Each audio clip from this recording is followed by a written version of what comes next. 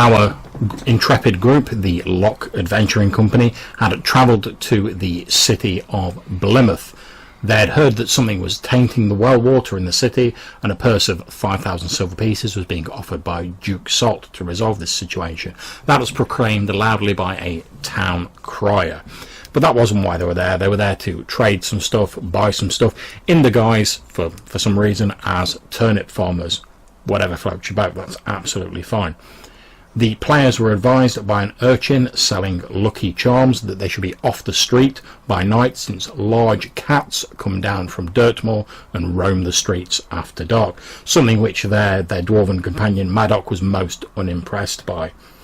Travelling to the dock district, they discovered the Crimson Maiden, a well-guarded ship that they believe may belong to Captain James Morgan, a somewhat washed-up pirate who runs a wayside inn and seems to be under the thumb of Duke Salt, who is holding the threat of execution over him and using them as like his dirty tricks squad, effectively. Sasha negotiated with Jenny, the madam of the Crimson Maiden brothel, for Odrin to have a quick tumble with Argelia, one of the women of the brothel, and they went off to do their trading, securing the fact that there was no trouble he could get into while he was at a brothel. Unfortunately, whilst they were engaged in their leisure time, Argelia warned Odrin that a cult of people were using the brothel as a base and forcing Jenny, who owed them money, to allow them to pick off people who wouldn't be missed for their nefarious cultish schemes. The cultists emerged from behind a portrait hidden in secret passages in the walls of the building and attempted to poison Odrin. With the last of his strength, Odrin was able, as a loyal follower of Dagon, the Lord of the Deeps, to summon Nodens, an avatar of his deity, and he was conveyed to the nearby docks and was charged with ending these pretenders to Dagon's power. The next day, the Locke Adventuring Company ventured into the taverns below the Crimson Maiden with the permission and thanks of Jenny, where they encountered the cultists and engaged them in battle. And that is where we left off last time. They'd engaged some of the cultists, they'd taken a few of them down, they'd seen the high priest of the cult, if you will, and then this huge blue-skinned, aquatic-looking humanoid dripping with bile and hatred emerged up the stone steps into the cavern, holding a huge bronze trident in one hand and loudly proclaiming that all unbelievers would perish. As it does, you see like a shiver run through the bodies of the various cultists who are in the chamber, as though they sense the power of this creature nearby, and they all begin to chant in low voices. The creature lifts up its trident, waves it expansively, taking in the whole of the cavern, and in this deep voice says, "All unbelievers will perish." Then it starts moving slowly forward, seemingly heading straight towards Odrin. A couple of the cultists who are in front of you, Odrin, who have been previously engaged with you, now seem to forget about you, and they literally throw themselves on the floor, prostrating themselves at the feet of this huge blue-skinned humanoid. It swipes its trident to one side, sweeping them with what seems to be a wave of palpable force into the side wall of the cavern, clearing out a path, and it stops just short of you. This seems to buy you a momentary respite for the Locke Adventuring Company, as most of the cultists are still sort of shaking slightly and chanting softly under their breath, seemingly having forgotten the combat, lost in the sheer ecstasy that the presence of this creature has provoked in them. So we're going to move on to the next round, since they're all busy chanting, and next to act it is Sasha. Sasha will go through her satchel and get out the scroll they got from the noble catacombs back in Point Crawl. Okay. And she will unscroll it and read out the text, and she will cast Magic Missile. Okay, no problems. This guy. That is absolutely fine. Make your roll for your damage. Do we know how much that is? It will be 2d4 points of damage that you'll be doing to them, so if you want to roll yourself 2d4. Okay. 3 points. So, you unfurl this scroll and you intone these words of arcane power off it. As you do, what appear to be 2 bolts of bright, glowing golden energy leap from the scroll as the scroll just falls into a handful of dust and drifts away, falling through your fingers. These bolts seemingly bend around anything in their path, be it rocks, the cavern walls, other creatures, and they unerringly home in on this priest, this almost regal figure wearing these robes and holding a dagger, the robes emblazoned with blue wave patterns. Each of the bolts like strikes him in the chest. He lets out a strangled cry of pain. He's like and staggers back a few paces, clasping one hand over his chest, the dagger falling from his grasp. As he pulls his hands away trying to steady himself, you can see that there are 2 neatly burned holes in the robes near where his chest is, as though the magic missiles are trying to seek out his very heart. Okay, do you want to move at all or do anything else?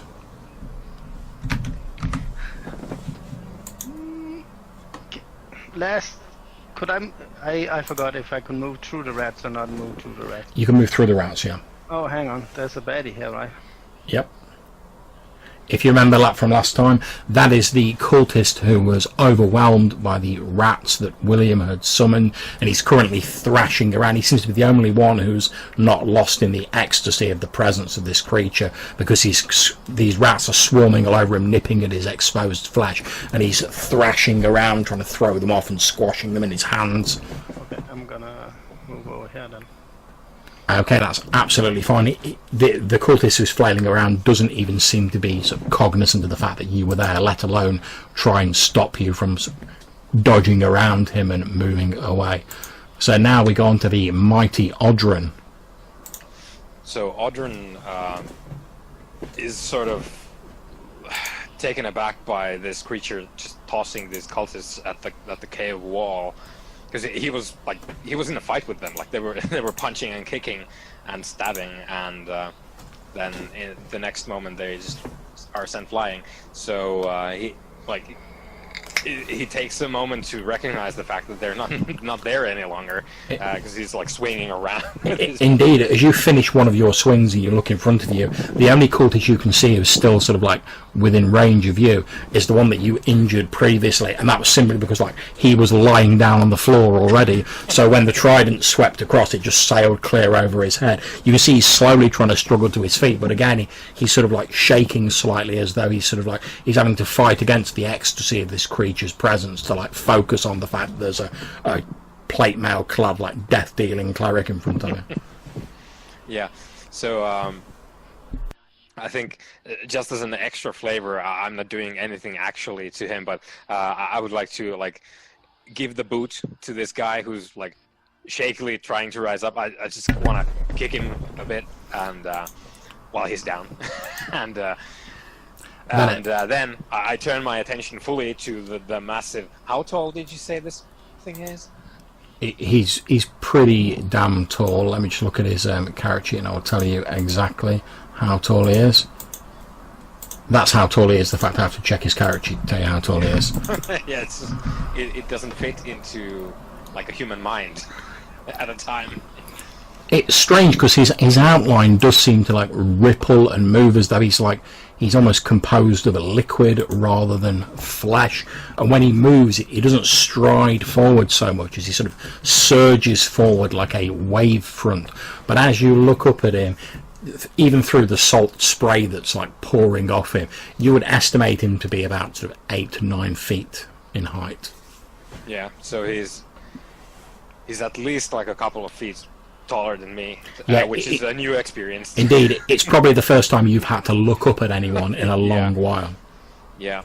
So like Audrun like takes a couple of steps back because this is massive, and then takes a couple of steps forward because he is on a mission now from Dagon itself. So this is no moment to be weak. So he raises up the massive flail that he has and bellows like one of the sand people at this demon, and like pounds his chest and like shouts out these Dagonite words of like fortitude, which translates into I'm casting Cure Light Wounds on myself because I need to take this dude down. So that's what I'm doing with my action. Okay, so the rest of you, as you're sort of stood there, you see this huge creature sweep these cultists aside. Then Audrun, sort of looking momentarily confused, looks up at this huge 9-foot tall creature, lifts his mace, and he lets out this stream of strange words, which probably sound a little bit familiar to you, William, but the only word that the rest of you really pick up is Dagon, and he's like howling these words up at the thing as he like hefts his huge weapon. I cast my Cure Light Wounds on myself, and I heal 7 points, which is what I was missing. So I'm back at full health now. Okay, so amend your hit points. So as you look up at this thing and you howl these words out, mingling them with your arcane, your divine praise to Dagon, you feel that, as you say, you've been charged with a holy quest by the avatar of Dagon himself, Nodens, and you feel strength flowing into your limbs. Your mace feels less heavy, and it's as though the cleansing waters of the Lord of the Deep have washed away your weariness. Okay. And then I like await the coming conflict, which is sure to be epic. Indeed. Okay, so we now move on to William. First of all, is this a demon, and do I know anything about him? Interesting question. I'll tell you what, roll me a d6, and if you get a 1 or a 2, I will say that you know something about them. I rolled a 1. Okay, now as you look at this demon, for you're sure it is a demon. It's obviously some sort of water demon. Now, it's not the same sort of demon as yourself. The court of Karnak that you belong to and the creatures of Dagon are sort of distantly related to these water demons. You're pretty sure, although you heard these priests, and you've heard Audrun saying that this thing is masquerading as Mananaan, which is one of the old sort of Celtic gods of the sea. You're pretty sure this is actually a water demon named Dogroth. You know it's a fairly powerful demon. Effectively, it's like a warrior demon. It's one of the knights in the water court. You also know, since you've got a 1, which is like the best you could get on that, you're also pretty sure that like mundane weapons are not going to cut it against this thing. Is he summoned by this priest behind here? Does it seem like that? You know that obviously being a demon yourself who was summoned and like bound into a human form, you know that it's like aside from rare astrological events and sort of summonings gone awry, it's almost impossible for a demon just to be like, I'm in the mortal world, I'm walking around, let alone one that's like manifested in something resembling its true form. You think that if this Dogroth, if that's who indeed it is here, then someone or something has undoubtedly summoned it, and whatever summoned it is probably sort of keeping it here, because you know yourself that the only reason you can remain in this world is because you're sheltered in a human body, whereas this thing is just like out and proud, as it were. So there must be something like keeping it here and anchoring it to this world. Okay, then I know what I want to do. I move here, and I'm shooting at this cultist. I'm going to say you don't have to roll to like hide again, even though you're moving, due to the fact that these cultists are, like I say, they're sort of lost in the ecstasy of Dogroth's presence. Okay. Rolling my short bow. Do I get my sneak attack? You will, yes. Okay, that's +2. Is he distracted? He is indeed. Very distracting. Another +2, so +4 in total. Pretty bad roll. Okay, your shot misses the cultist and sort of you glance one of the sort of rocky outcroppings in front of you as you're sort of having to duck around to maintain your cover, and it throws your crossbow bolt off its mark. You see it sort of like skim the shoulder of the cultist. That actually appears to like snap him out of the reverie that he was lost in. He turns round and like looks directly at you. Obviously, he's like tracing the crossbow bolt back. If you want to sort of like conceal yourself, you will have to make another roll to do that in future. I want to try to let my rats attack the demon. So let him move here and make an attack. Okay, that's absolutely fine. So make your attack roll. I don't expect to hit anything, but let's try. Okay, your rats swarm all over Dogroth, so trying to nip at its flesh. The water demon throws back its head, and in this deep booming voice just goes ha ha ha, and seems not troubled by the rats in the slightest. Maybe he's distracted at least. That's my turn.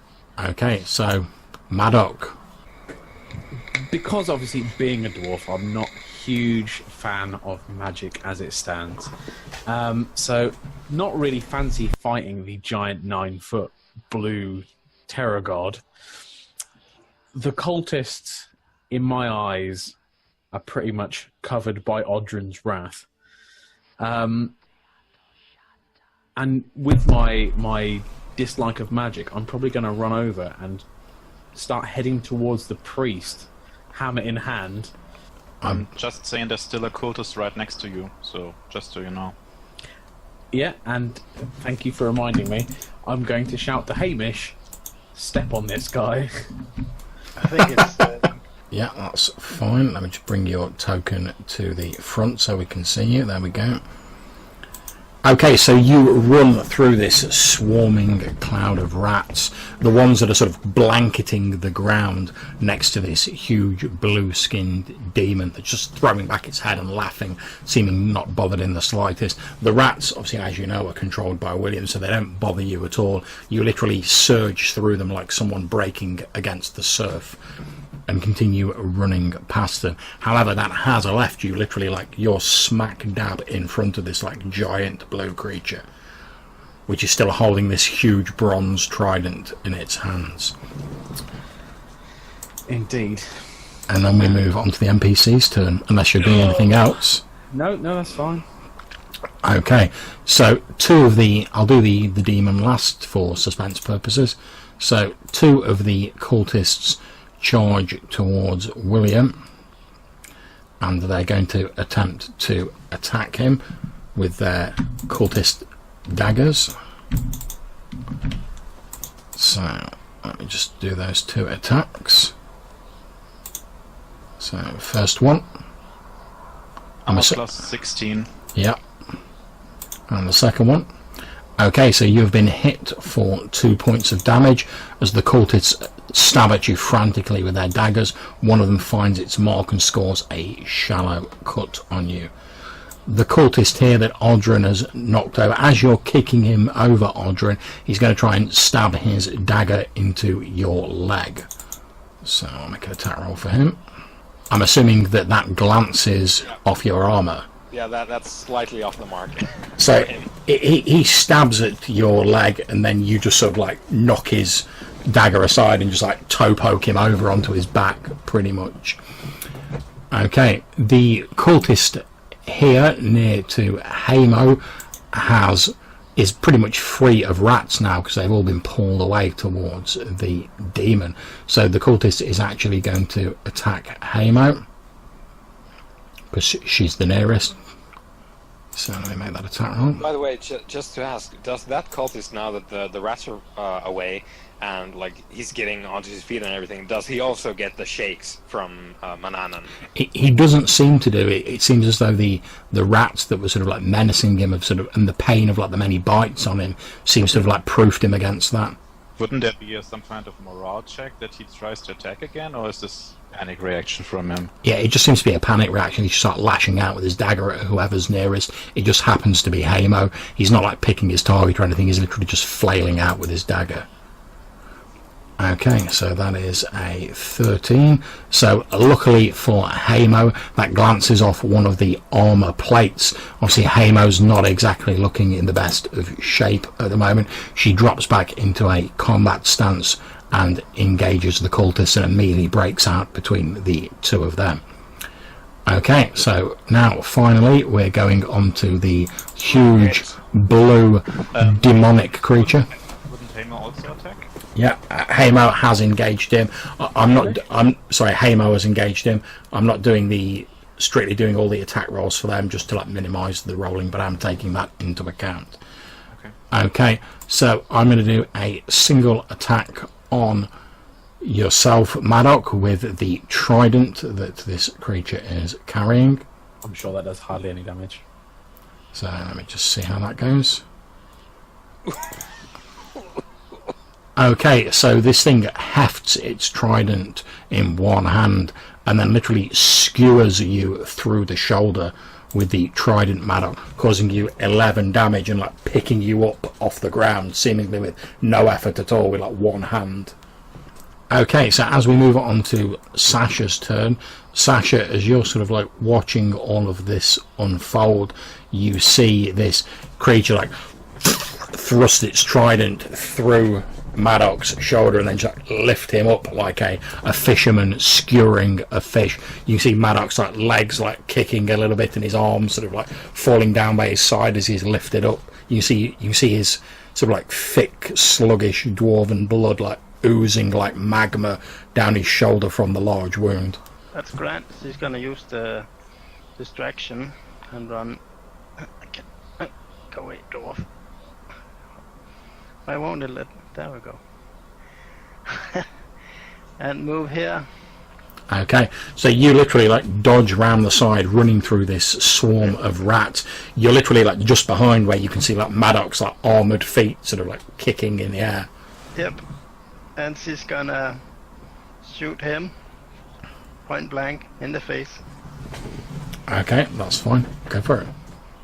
Do we get any bonuses? Nope. Okay, 15. That is a hit. So describe how you shoot this guy, and he's looking quite badly injured now.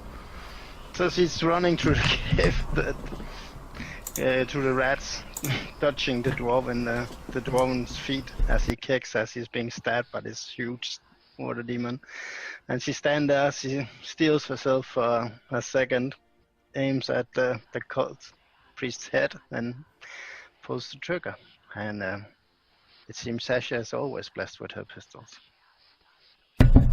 Indeed, there is a... Did you roll for your chance of misfire as well for your pistol? Oh my god, John. Really? No, I forgot. How is that? That's a D10, right? Yeah, it's a D10. You're fine. Okay, one great side effect of that as far as you guys are concerned is like pistols being fired create a lot of noise. Instantly there's like this loud and smoke just billows out from the firing pan of this pistol, filling the chamber. And what I'm going to do now is I'm now going to make a morale check for the cultists. The cultists, their eyes widen as this smoke wafts into the chamber. As they actually start backing away slowly, like towards the further end of the chamber. You can see like a look of sort of like fear in their eyes. They're obviously planning to like draw back to like get closer to their deity as far as they're concerned, and sort of like take strength from his presence. Okay, that's absolutely fine. So we move on to the mighty Odrin. Cool.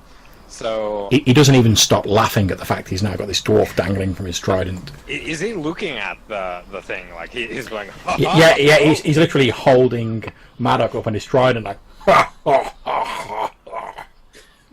Cool. I'm gonna bring up my flail like behind my back and try to smash it like across his arm.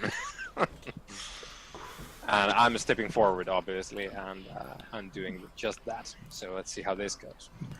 Okay, make your attack roll. Praise Dagon. No. Okay, you swing your mighty flail towards him, and with almost like lazy ease with his free hand, Dogroth, or Mananaan as you know him, just like reaches out and grabs hold of this flail and like arrests its movement with seemingly no effort whatsoever. And you're like fully like straining, like putting your all into it, and he's just like, no.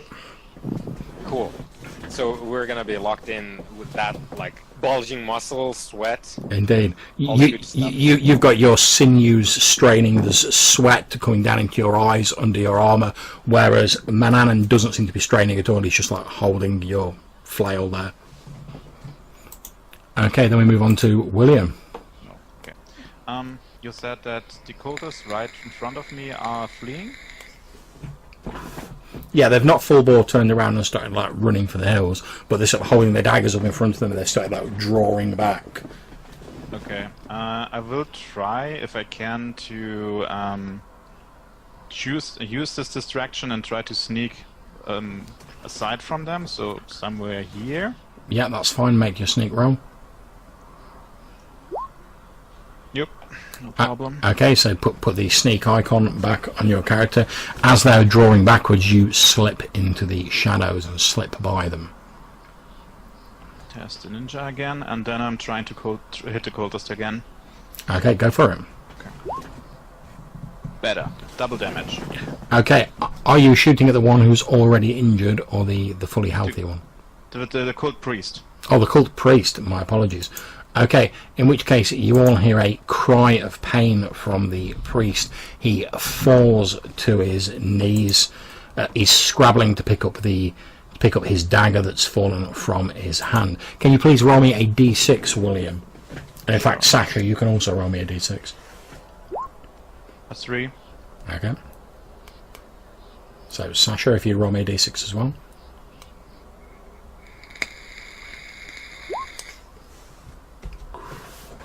Okay, you don't notice this, Sasha, but William, as you see this priest sort of like fall to his knees and he's scrambling around trying to pick up this dagger that he dropped earlier, you see that like where his robes have been sort of like burnt away over like his chest area by the magic missiles that Sasha thrown. As he leans forward, you see what appears to be some sort of like amulet or necklace around his neck with what appears to be a blue stone in it. It sort of like falls free as he's leaning over. You can see that the stone appears to be like pulsing with this slow, gentle, like aquamarine light from the inside of it. Okay, I'm ordering my rats to get this thing. Okay, no problems. Move your rats forward to be in contact with the priest, and just make an attack roll for them. And if they hit, they won't roll for damage, but they've grabbed the amulet. And the attack from behind bonus of +2 does apply or not? No. Okay. Nah. Okay, so the rats swarm all over him. As they're sort of getting near him, you see him sort of rising to his feet, and he like tucks the amulet back under the shreds of his robe as he's sort of like trying to throw these rats off and like cover his face, etc. Okay, I'm just screaming, get the priest and get the amulet, and that's my turn. Okay, so all of you hear William shout that, and we move on to the unfortunately skewered Maddock. Well, much like a marshmallow at a camping trip, not too many options. I am going to attempt to just kind of drop in my shield, because that's not on top of my priorities. That ship has sailed that it was going to save me from, so effectively use that hand to try and hold the trident and hold myself, so I'm not going to effectively fall around and effectively hopefully hold myself from being thrown around too much. That's fine. I'm going to say you don't have to make a roll for that. You've already been skewered, so you literally like grab hold of like the shaft of the trident with like your hands. But hearing William saying get the priest, effectively I'm assuming that that's some kind of overarching thing that I need to, like, that's my last ditch hope of something to do that I can be useful of, and I'd like to try and throw my hammer at the priest, if that's possible. Oh, nice. Make a ranged attack roll, so that's using your dexterity as the modifier. Okay, you hurl your hammer at the priest. However, given that he's like covered in this swarming cloud of rats, it's quite difficult to actually like see him at several points, and you're trying to look around from where you're skewed on this trident and like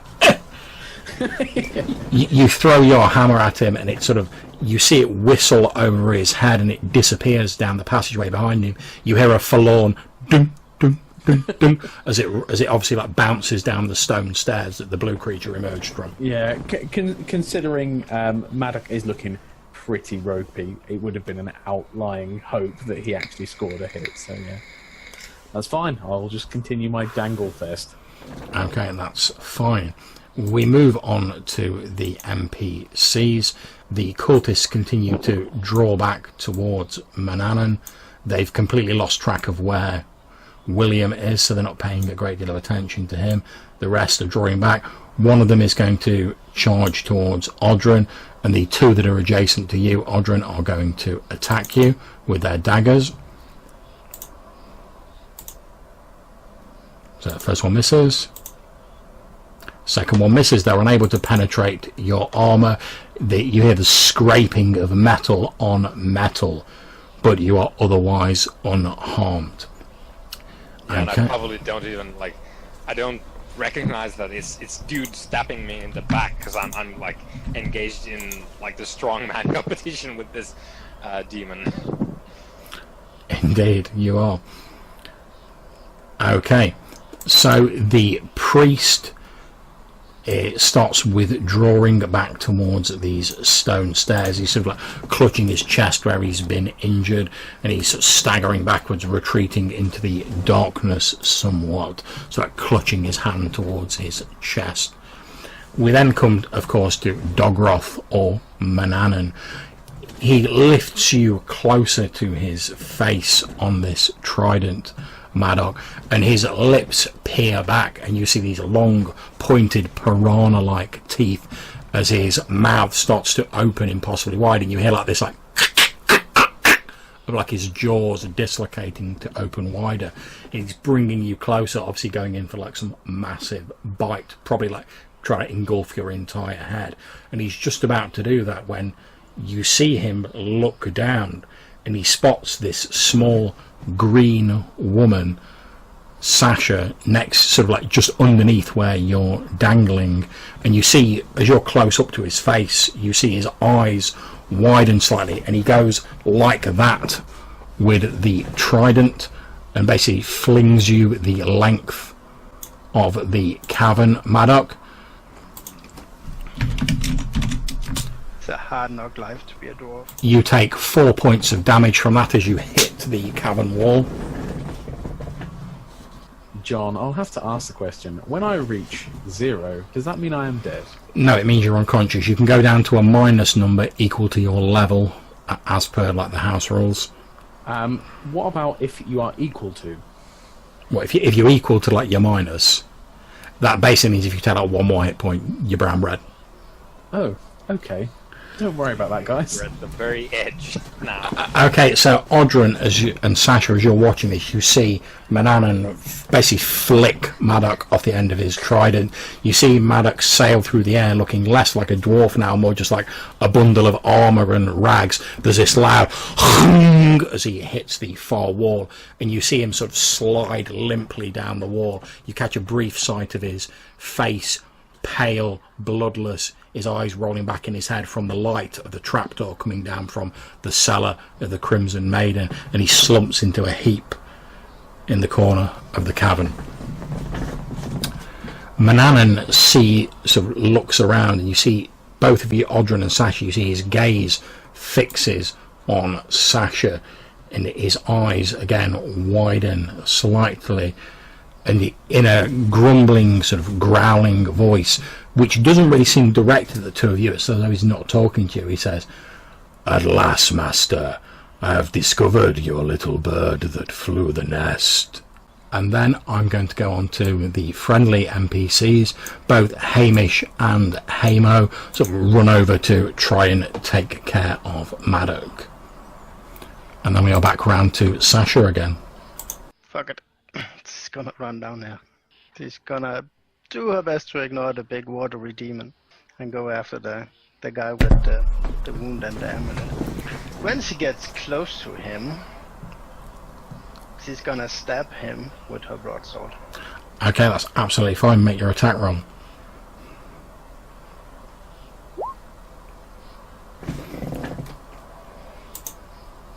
Okay. Take it. Unfortunately, that is not enough to penetrate the thick robes that he is wearing. You stab out at him with your rapier. You actually just like puncture through the folds of his voluminous robes, and he continues staggering backwards, holding out the dagger that he's picked up as though he's trying to like ward you off. So Mananaan is currently like turned towards Sasha and being like, "Hey, wait a minute, that's an interesting little green thing." Pretty Right. much, yeah. And he gave this slightly cryptic bellowing that it was almost like he was talking to someone else, like rather than yourselves, saying that he discovered the bird that had flown the nest. Is he still holding my flail in one hand? He's actually released your flail now as he turned towards Sasha. He's still holding his trident in the other hand. Yeah. Okay, so I'm gonna try again with the like overhead, rear it back since he released it finally, and try to smack him in the back as he's looking after Sasha. Okay, you swing at him again, and he almost casually just like swats your blow away with one of his long clawed hands, and you hear again a soft like. Yeah, and I like lean in for like a punch, so I like punch him in the thigh. I'm just like, fight me. He leans down, and again his lips peel back to reveal these piranha-like teeth, and he says, "You are no child of Dagon. Your strength is weak, human." And at that, basically, Audrey just disappears into this like thick black mist and is not heard from again, aside from like a war cry as he like goes in for another. Indeed, as this insult is levied by Doggroth, any of you who are nearby, you see like a look of fury come across Odrin's face, and this black mist emerges from his paws, sort of enveloping him in its shadowy folds, and from the inside of it you hear this howled war cry to Dagon. But before we go any further with that, it's over to William. Okay, since Sasha is in melee range of the cult priest, I can't hit him with ranged attack without risking to kill her. I mean, I could position myself to shoot him next turn. Okay, I'm moving 1, 2, 3, 4, 5 here, hiding again, and attempting an aim action at the cult priest, and let my reds attack him again afterward. Okay, that's absolutely fine. I'm hiding, of course. Of course. I'm hidden again. Mm-hmm. And now my reds attack. Now they're just trying to do normal damage. Fuck it. Is he distracted from running away? Yep. Okay. So +2. Nah. Okay. Okay, your rats again are unable to find purchase on him, so we're going to move on to Maddock. Now, Maddock, can you please roll me a d4 as both Hamo and Hamish are attempting to bind your wounds? Okay, so you regain 4 hit points. Oh, good lads. That's a waste of Scotch egg under my nose. That's it, indeed. As you're waking up and you find like Hamish and Hamo ministering to you, there is a distinct vinegary aroma lingering around you. Excellent. Okay, so we're going to move on to the NPCs. The cult priest who is engaged with you, Sasha, sort of breaks into a run past you and starts running down the other passageway. We then go on to the cultists, who seem to be closing in around this black swirling mist that is Odrin, although one of them runs down here to help the priest. So I'm going to do the 3 attacks from the cultists on Odrin.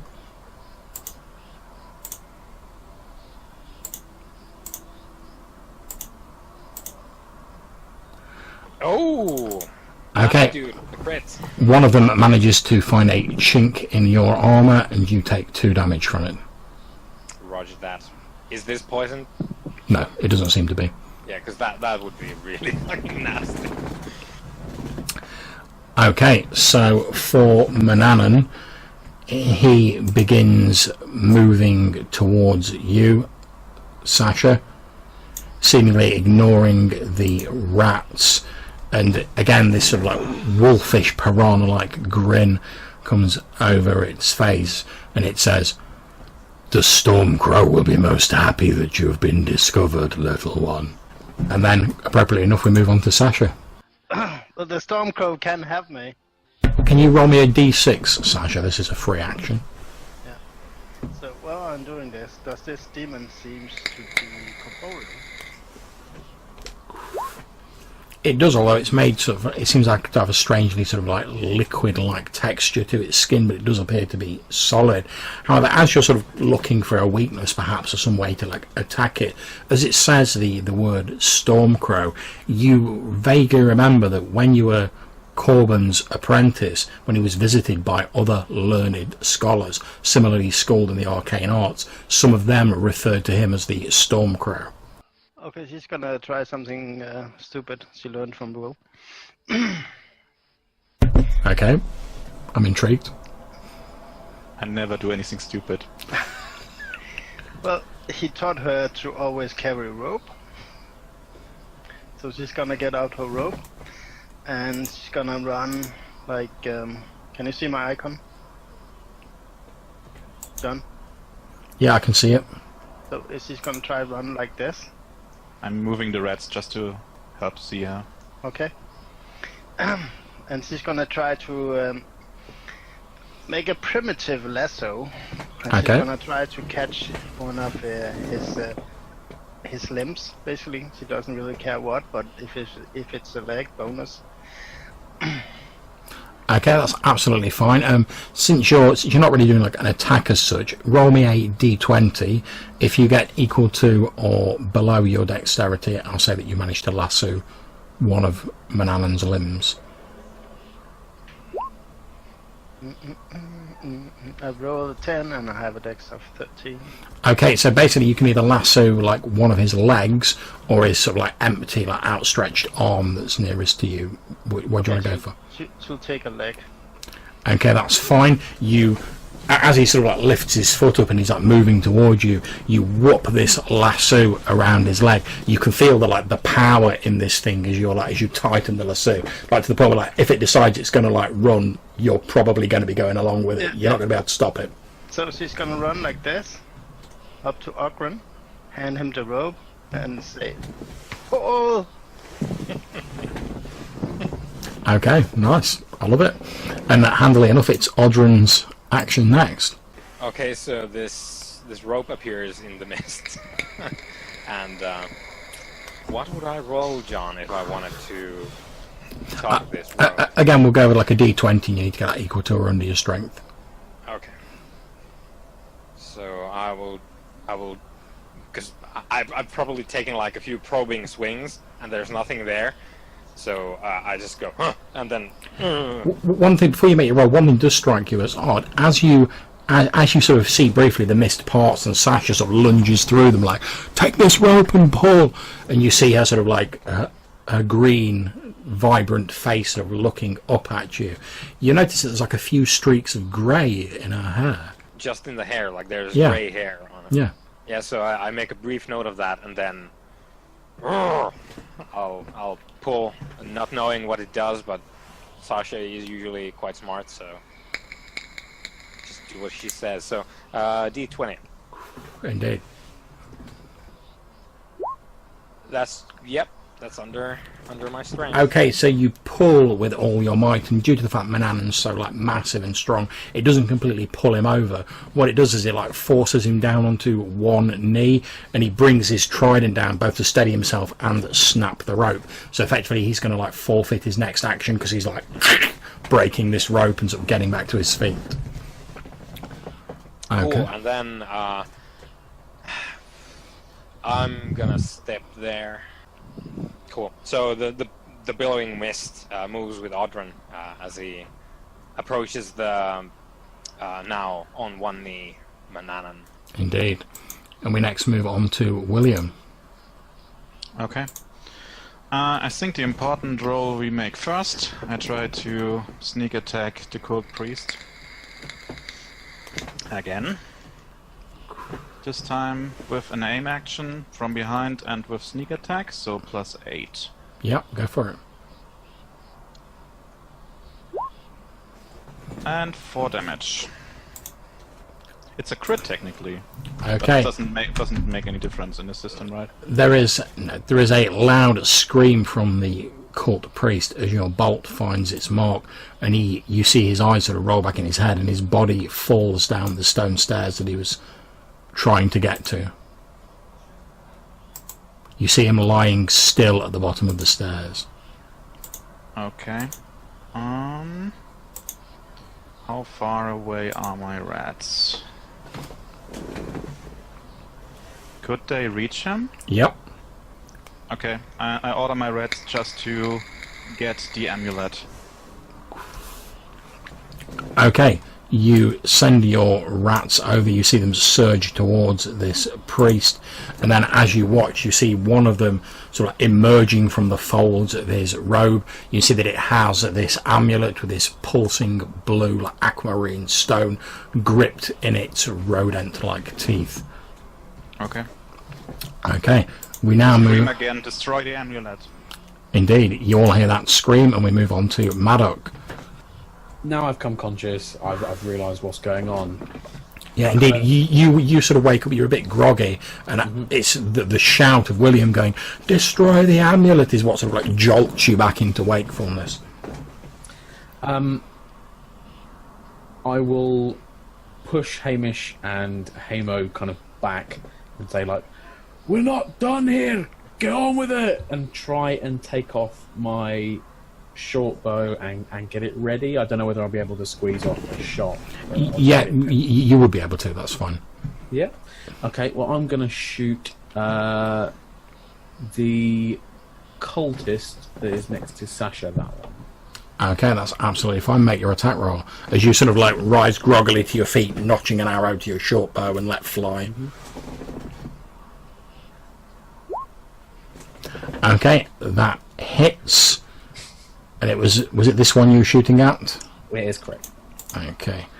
Your bolt finds its mark, hitting the cultist, and he topples to the ground dead. Nice. Law of averages meant I had to have an attack roll that hit at some stage. Indeed. Okay, we now move on to the NPCs. Okay, the cultist who is next to the rats down here, he's going to effectively try and grab the amulet off the rat that has got it. I'm just going to do that as an attack roll. If he succeeds, he's grabbed the amulet. He fails. He sort of like, he's flailing around in these rats trying to find the single one of them that's got this amulet, and it's a virtually impossible task. Okay, the rest of the cultists, one of them moves up to engage Audrun, and the other is going to attack Sasha. So, the one that's attacking Sasha first. I'm presuming that misses. Yes, yeah, 16. Okay, the one attacking Audrun. Again, misses. So they flail at you with their daggers, but they're obviously not the most combat capable people in the world, and you evade their clumsy thrusts. Mananaan spends the rest of his turn sort of climbing to his feet, but he's now fully stood up, holding his trident, and he's gazing like directly at you, Audrun. You can almost feel his like glowing blue eyes burning their way through the mist as he stares down at you. But before you get to act, there's a small green woman behind you who gets to go. What are you doing, Sasha? Did Ogren drop the rope when he ran forward? I don't think so. I think he's still holding on to the rope. Yeah, the rope has now been severed. Mananaan severed it with his trident, so it's no longer around his leg. Audrun's just like holding a piece of rope, effectively. So it's, what, half size? Yep. Half length?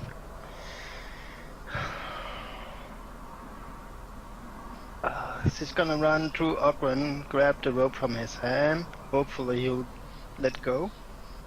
Oh yeah, he doesn't notice the rope anymore.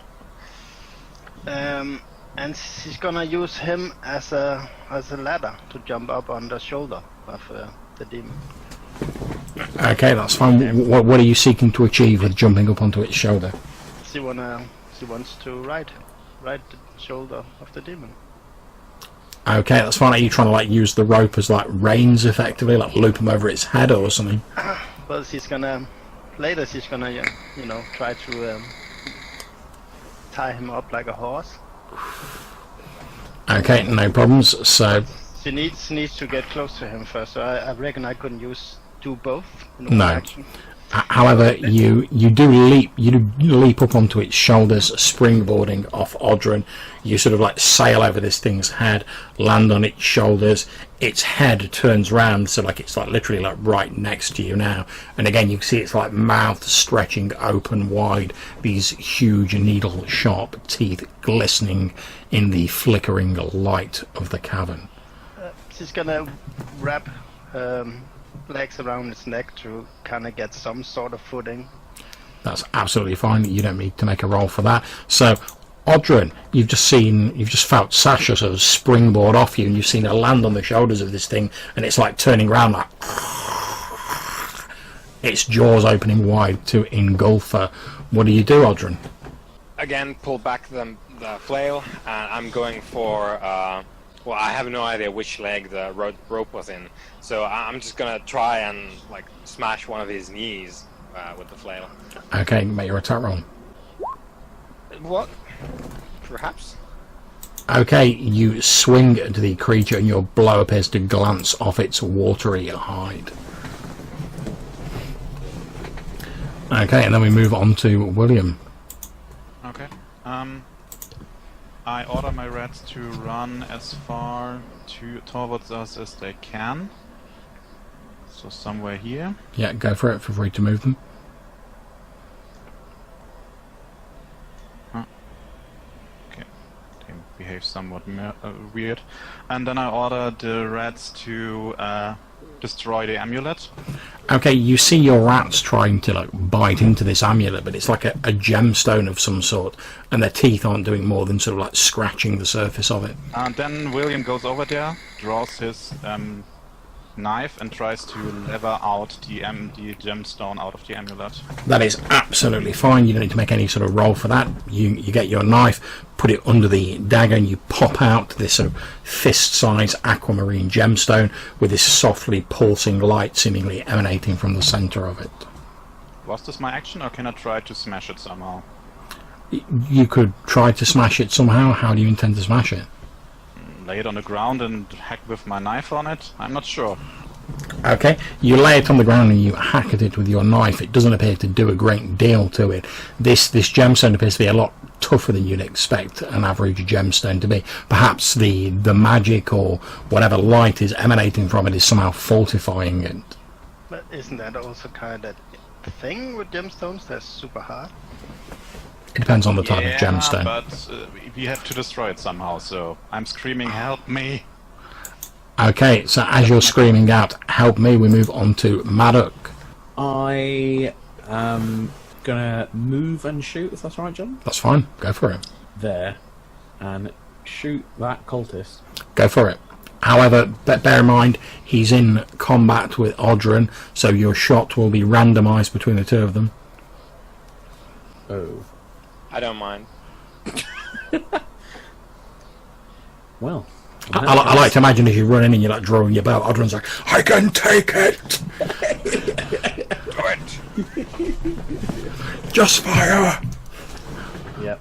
Okay. Okay, so before we make the attack roll, let's do the randomisation roll. So roll a d6. If you get 1 to 3, you've hit Odrin. If you get 4 to 6, you've hit the cultist.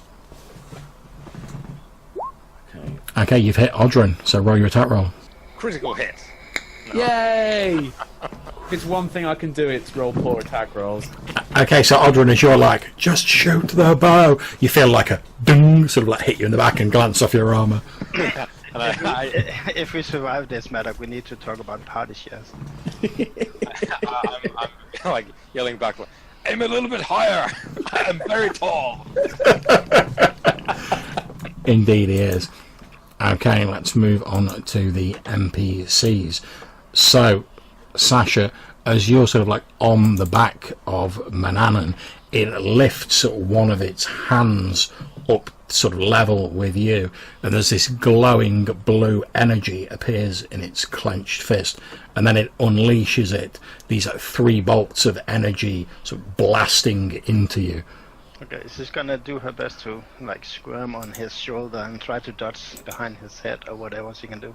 Okay, it's an 18 a hit. Yeah. Okay, you take 6 points of damage as these 3 bolts hit you in the chest. Please update your hit point score. Okay, well, she screams in pain. Okay, so you all hear this high-pitched shriek from Sasha as these bolts impact with her, echoed by the laughter of Mananaan as it sort of lazily blasts this magical energy into Sasha. The cultist who is down here has like had enough of this shit that's going on. He's like heading down the stairs here.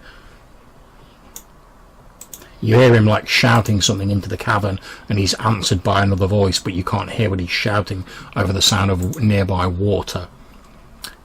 Then we go back to Sasha.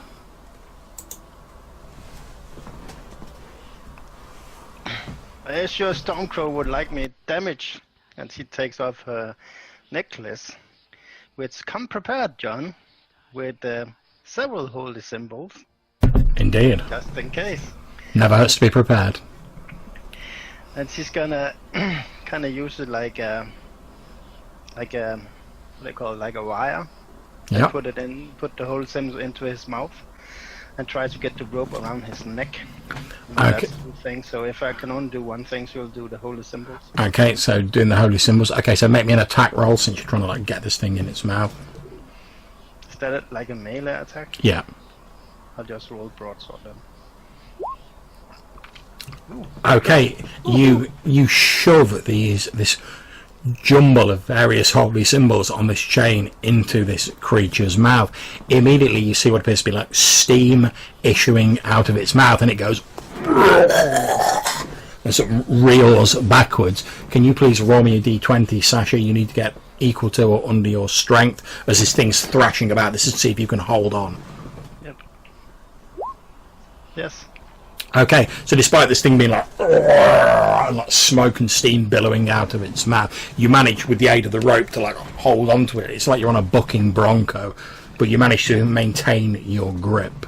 I'm training for my proficiency in demon riding. Indeed. Okay, Odrin. You can see this thing's obviously this Mananaan, as it's called itself, is obviously in some pain. You can see like what appear to be like burn marks around its mouth and steam echoing out as it's just thrashing about. Okay, so I think it's fair to say that it's distracted by the holy fire in its mouth. Indeed. Cool.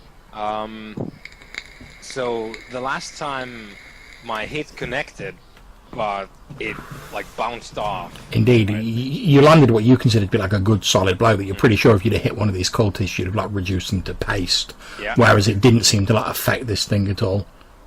Cool. It didn't even like, because I was going for the leg, so it didn't even like buckle a little bit. No, it didn't even flinch. It was like you'd hit it with a small wooden spoon. That was like the effect it had. Yeah, Can I cry out something for Ogren? Yeah, go for it. Get the gem, Ogren. Get the gemstone. Where? What gemstone? And William. like, That's it. Where is it, William? William has it and tries to smash it currently. so Yeah. if I take a look back over my shoulder, is there a gemstone somewhere? Yeah, you can see William sort of like knelt down next to this gemstone with like his knife like trying to smash this gemstone. Cool. So again, I trust that Sasha is very smart indeed. So I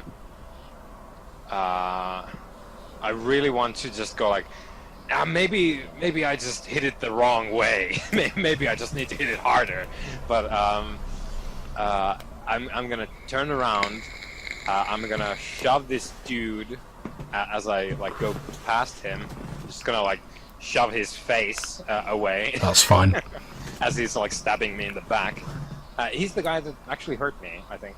Yep. So yeah, so I like shove him and I step there. Oh, there, and I yell to William like, "Step aside!" as I bring Yeah, up my... it just place it for him in some place where it might not jump around when he hits it. Okay, you sort of nestle it on the ground beneath like a bit of a dip in the cavern floor, and obviously you're going to hit this Audron because like it's just sat there. It's like a big gemstone. So what I'm going to say is just roll your damage as though you'd hit it with your attack.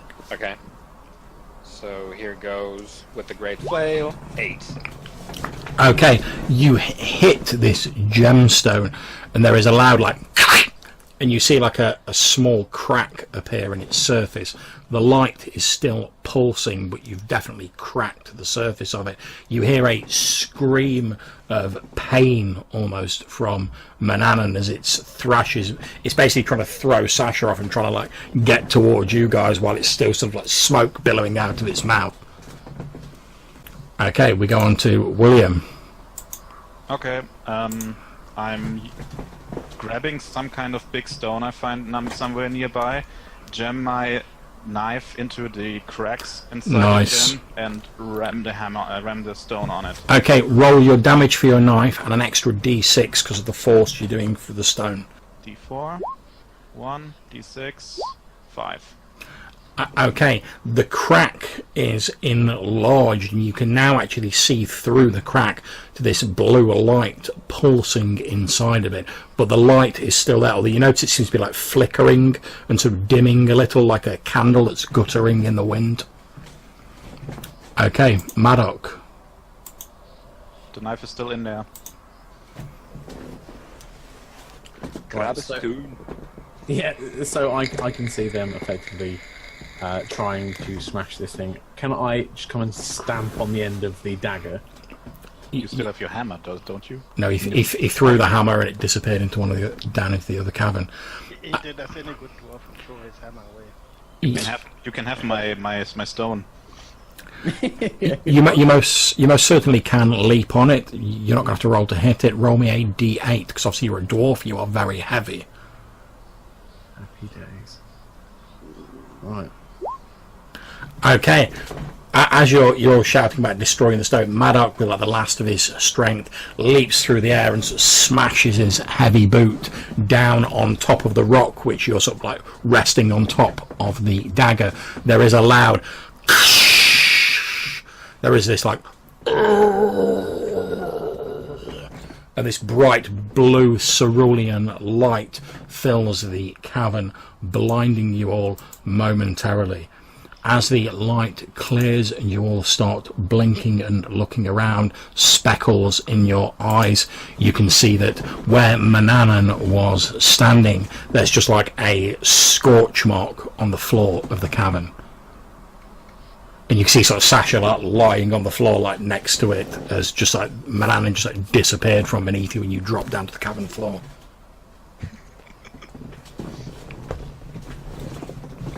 Okay, there seems to be only really like the one cultist that is left. Now, I don't think it's unfair to say that I think I should probably make some sort of like morale check for him. Okay, well, against all the odds, the cultist has obviously decided he's got nothing more left to lose. So, screaming his hatred, he squeezes through the stones there and he dives towards you, Maddock, as the person who has seemingly like cast out his deity and destroyed this precious artifact. And he dives you, this froth on his lips, hatred in his eyes as he aims at your heart with his dagger. And he hits you for 2 hit points of damage. Well, I have a brief look of elation, like we've won the battle. Standing there, Indeed. with the gemstone crushed beneath my foot, and he just. Indeed. In fact, for a bit of are you actually unconscious or are you still up? I'm down. Okay, so as you're there and you're sort of like blinking and you see Maddox sort of stood there next to the gem, sort of lifting his foot off it, and he's basically giving you the. There's suddenly like this. And like a dagger comes through his shoulder from the other side, and he's like, and just like falls to the ground with a sound like a small avalanche hitting the floor. Will be the standard. Don't I cool? Okay, so I'm going to move the other cultists. Okay, and then it's on to Sasha. A bit confused and a lot elated that she survived that thing she did. She gets up and kind of like in a running motion and runs up here and stabs the cultists that stab. Go for it. So, do I get bonuses to hit and all that? Yeah, you get a +2. Oh, not enough. Okay. The frenzied thrashing of this cultist momentarily defeats your attempt to stab him. You can see that he's pulling his dagger, like puts his foot on Maddock and like pulls his dagger free with a sound.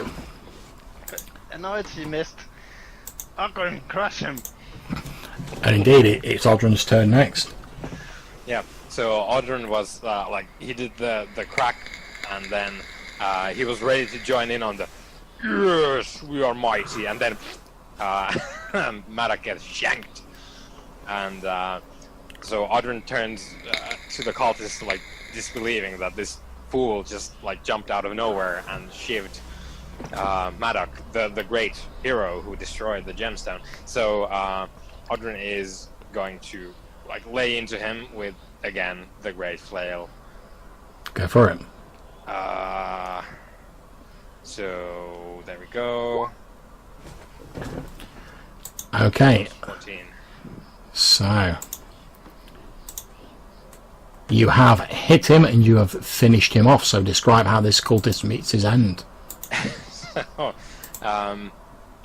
So I like turn in my disbelief that this just happened. I turn, I bring the flail around, like bonk him on the head. He goes down. The dagger goes like skittering across the cave floor, and Odrin steps in like close to him. Like the shadow just like leans over, and he makes a fist. Like the fist goes up, and then it comes down, and he starts breaking this dude's rib cage, and eventually there's going to be as he pulls out the heart of this dude. Nice. And that is indeed exactly what happens.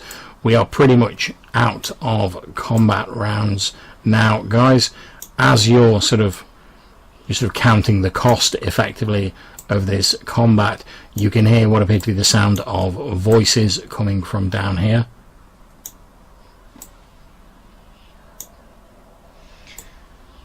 So with this like still slightly spasming heart in my hand, I go over to Maddock, who is like splayed out on the ground, and I squeeze with both hands, just like smush the heart over his face, so that the whatever like residual blood was in there like splays out all over his face, and I like whisper prayers to Dagon to like reward this faithful dwarf who like is joining your cause because he's fighting against these heretics. Like let him live in the stream a while longer as I crush this heart, and then we'll see how that goes. So you're gonna get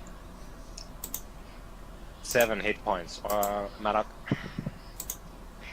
Okun just can't cast a normal cure light. This is normal for him. This is a pretty badass cure light, I think I've ever seen. Okay, so Maddock, you wake up to find sort of Odrin in all his like dinted, bloody, armoured glory standing over you, like crushing this heart and letting like the blood and the fluids dribble into your mouth. His head upraised, calling on the might of Dagon, and as this like congealing sort of blood is splattering and dribbling down your throat in quite a horribly distasteful manner, you do actually you're conflicted because you're feeling quite nauseous, but also oddly you're feeling like you're awake for one, and you feel like you actually feel a little bit better. You're like catching your breath a bit easier. Strength is slowly returning to your limbs, although you still feel very shaky. I will kind of like shakily get myself up and just be like, Haha, he lives! Behold the hero, Maddock, and I like raise your hand up, and you with it. I was like, oh! You Who have you made me drink? hear a voice from the far corner of the cave going, "I bet that Scotch egg's looking pretty fucking good now." Yeah, I was like, oh, thanks, Odwin. Well, at least you're alive, right? I Praise would. Dagon. I would. I'll give it, at this rate, I'll give it 5 minutes and make sure it doesn't happen again. I order my rats to block the entrance of the cave. That's fine. Where the voices are coming from, and I'm moving over to Sasha to see how hurt she is. Okay. Are you alright? She has, I'm guessing, a pretty bad burn. Okay. I try to bind your wounds. Okay, so that's fine. So William, roll a d4. While he's doing that, she's reloading her pistol. But we need to move further down and finish this. Right.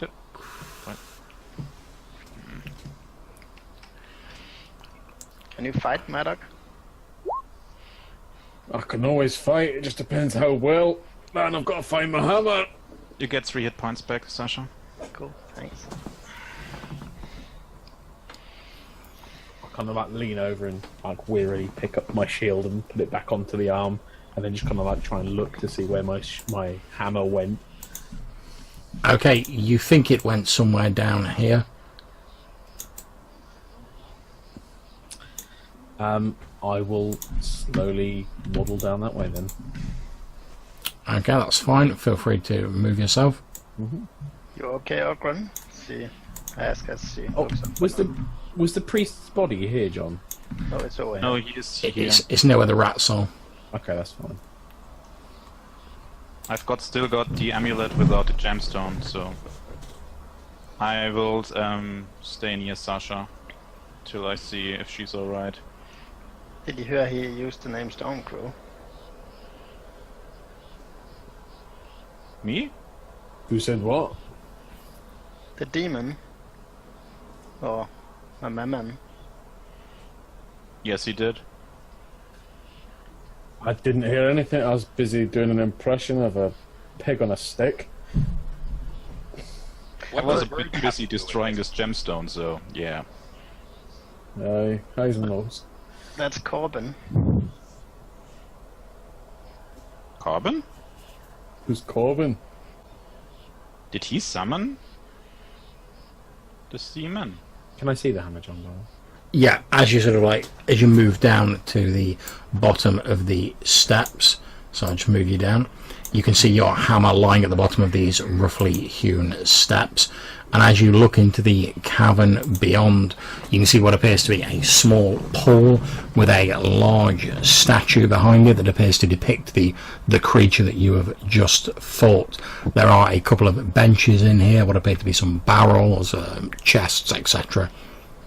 I will walk over and sit on one of these benches.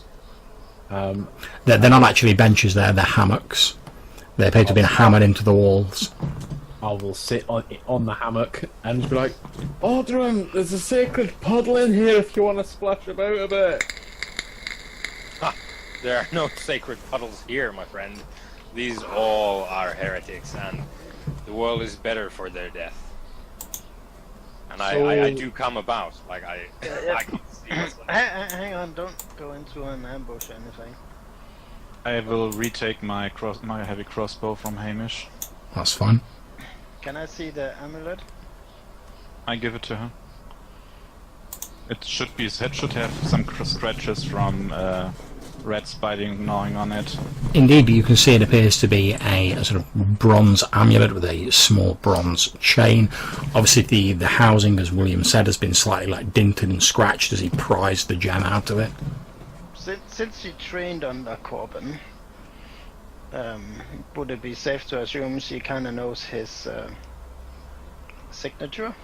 Indeed, as you turn this over, and it's the first time you've actually had a chance to look at this in some detail, as you turn it over, you see it looks very much like some of the items that your once master Corbin was training you in how to make. You can definitely see his mark on it, as it were. And as you turn it over, you can see on the back of it, sort of etched into the back of the setting, is what appears to be a small abstract depiction of a bird. It does look like his handiwork. But why would he be giving it out to Mananaan cults? This is not Mananaan. His name is actually Dogoroth. I know him. Not very well, but I do know him. I looked for something else the priest might have. I'm searching the corpses, beginning with the cold priest. Okay, that's absolutely fine. You start searching the priest's body. That's some of, what? Your clan? No, I pointed Audren from his clan. From his clan? Yeah, a pretty powerful one actually. Much more powerful than I am, of course. Okay, as you're saying this, you're obviously searching the priest's body, William. You find a second dagger tucked into his belt. It's quite an odd looking thing. It's very strangely shaped. It appears to have like two hooks on, like, you know, that you could fit like a finger or a thumb into on the handles of it, so you could sort of like spin it round on the handle if you wanted to. Okay, I make in our adventuring company plunder thing with section for loot. I'll tell you the name of it just to make it easier. It's a medium ear dagger, and as you look at it, you can see that the two sort of hooks do look vaguely like ears on the handle of it. One thing you do find slightly odd is as you're sort of pulling it out of his robes, like I say, it's tucked into his belt. You accidentally like knock it against the buckle of the belt on his robes, and as you do so, there's like no sound whatsoever from it. Like you'd expect to be like, but there's just like no sound whatsoever. I'm not sure if I did write it correctly. I just posted in a chat. This? Yeah, that's fine. That's fine. Okay.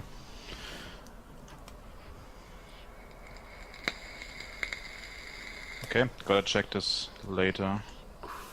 Does he have something else? He doesn't appear to have anything else of interest on him.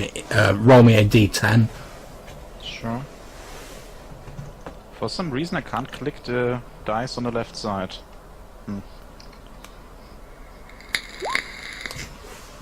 I won. Okay, he has 4 silver pieces on him.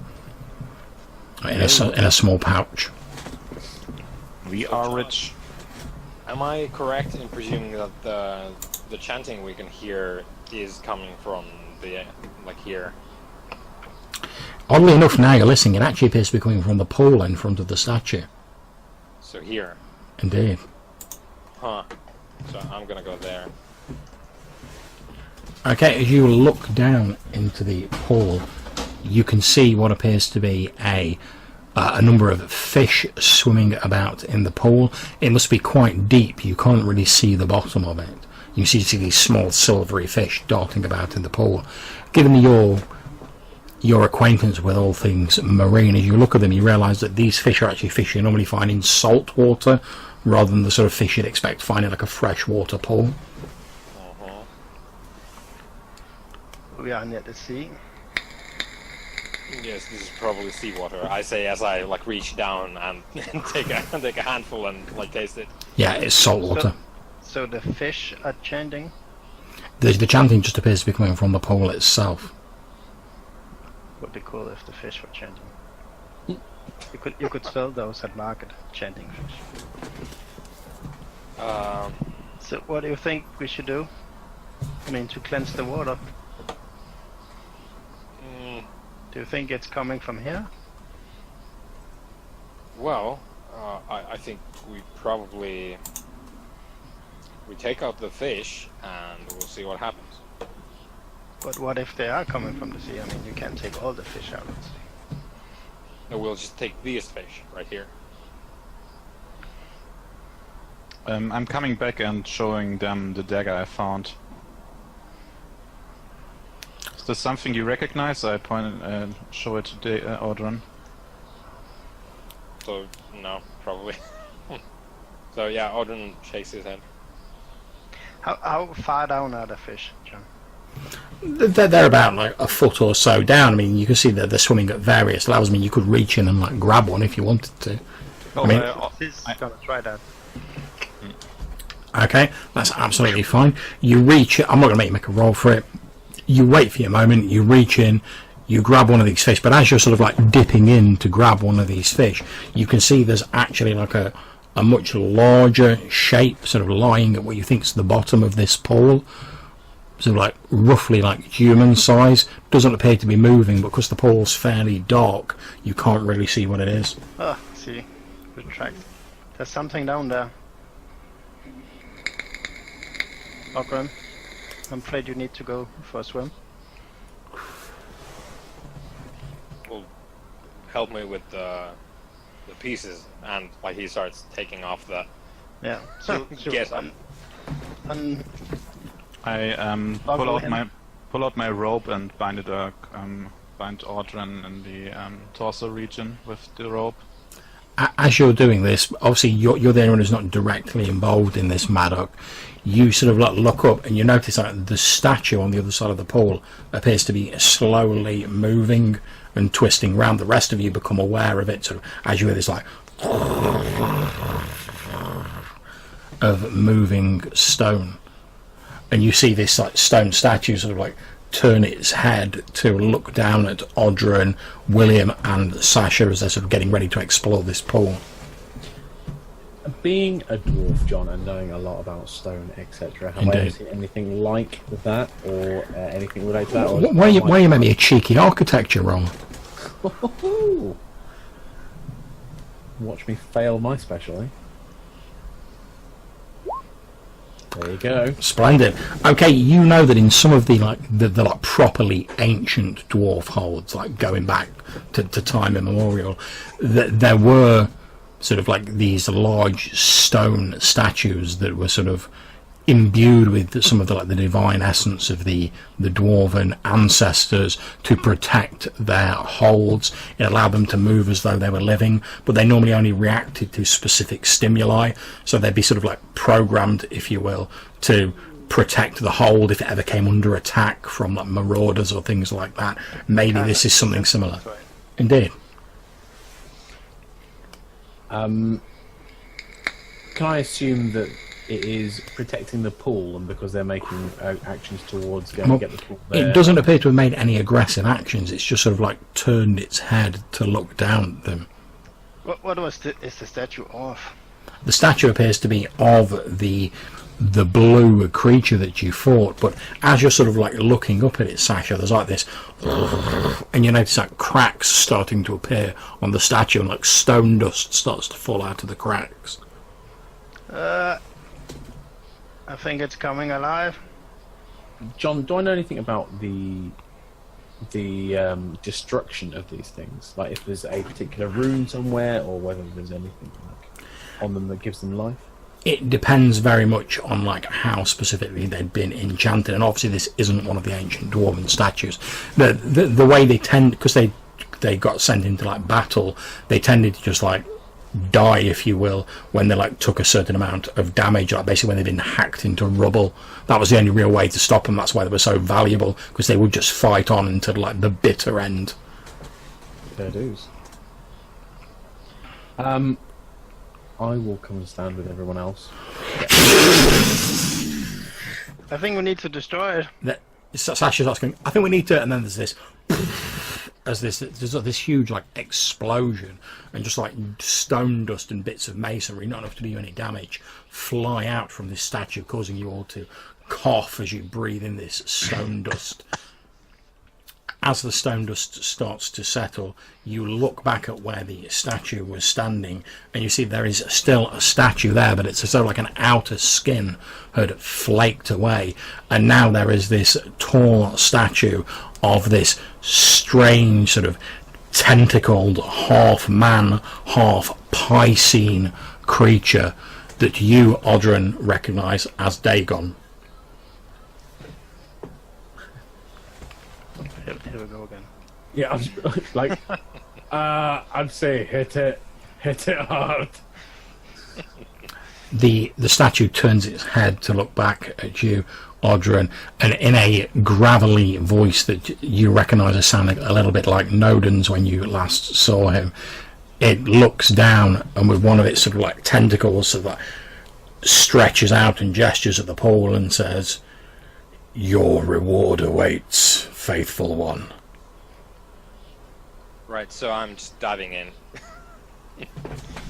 Yep.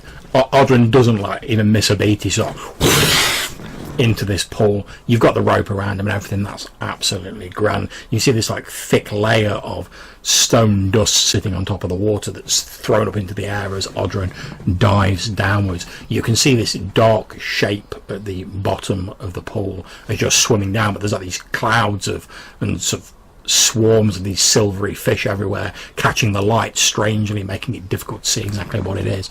You're holding your breath and you're swimming down with strong strokes, and as you get to the bottom of the pool, you see it appears to be a person sort of wrapped up in rags or robes, perhaps. It's difficult to tell, but they appear to just be sort of like lying in a fetal position at the bottom of the pool.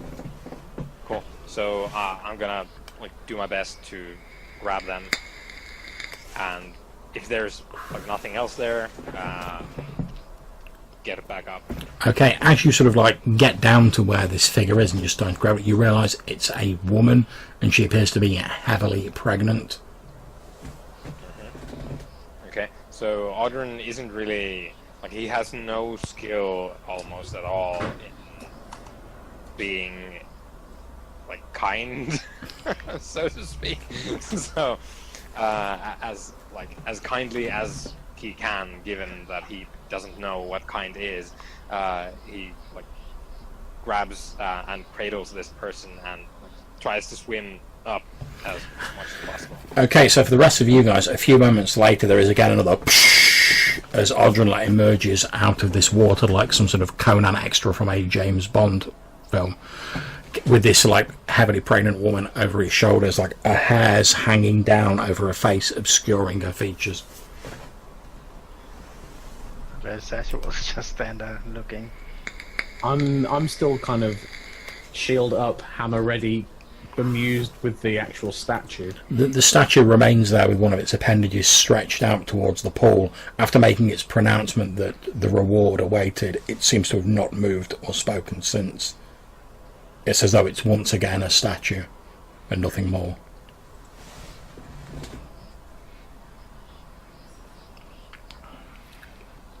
She will help Oddrun with the pregnant woman, kind of take her off his hands and pull her up first.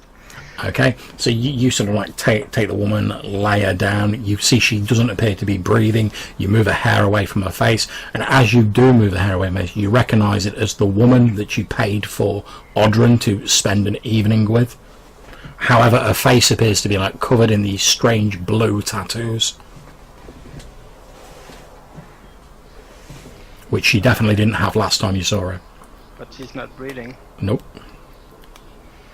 Do they know about CPR in this war? You're just wondering what you should do when you hear this. And she takes a deep breath, and you see her chest sort of heave outwards as she breathes in. Wasn't she dead? Oddrun nods and just praise Dagon. No, she also wasn't heavy pregnant. But she kind of helps her up so she can better catch her air.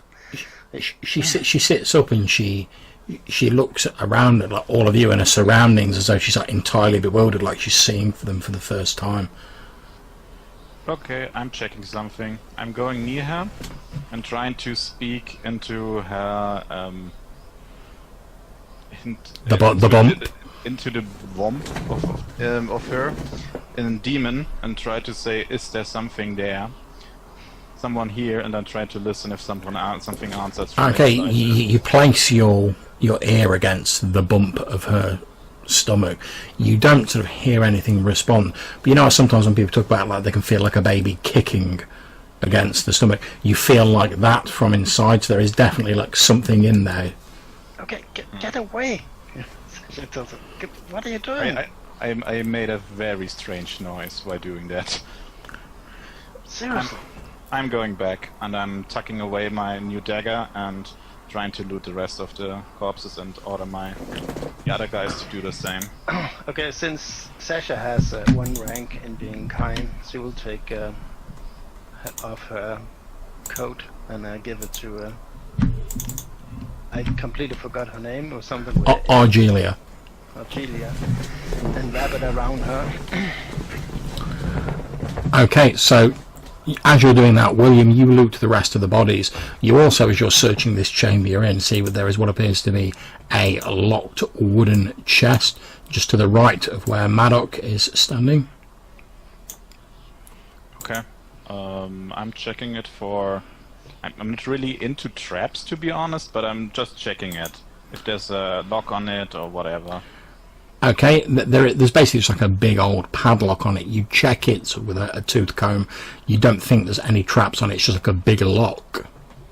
Okay, I'm checking the corpses if any one of those has a key on him. Okay, you check around, and as you search the body of the priest, you do find a small key sort of on a chain around his wrist.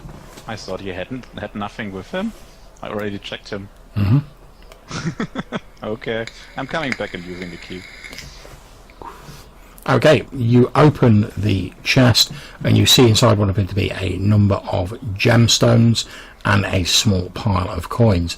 I will tell you there are 60 silver coins, and the gemstones are also worth about 60 silver pieces. There is also what appears to be a large bound book of some kind with minor water damage in there. You can see on the sort of leather front cover of it, it says, "A Treatise on the Ancient Religions of the Pre-Goman Haven Isles." Okay. Can you write this somewhere down? Yeah, that's absolutely fine. I'll just post that into the chat. Just give me a minute.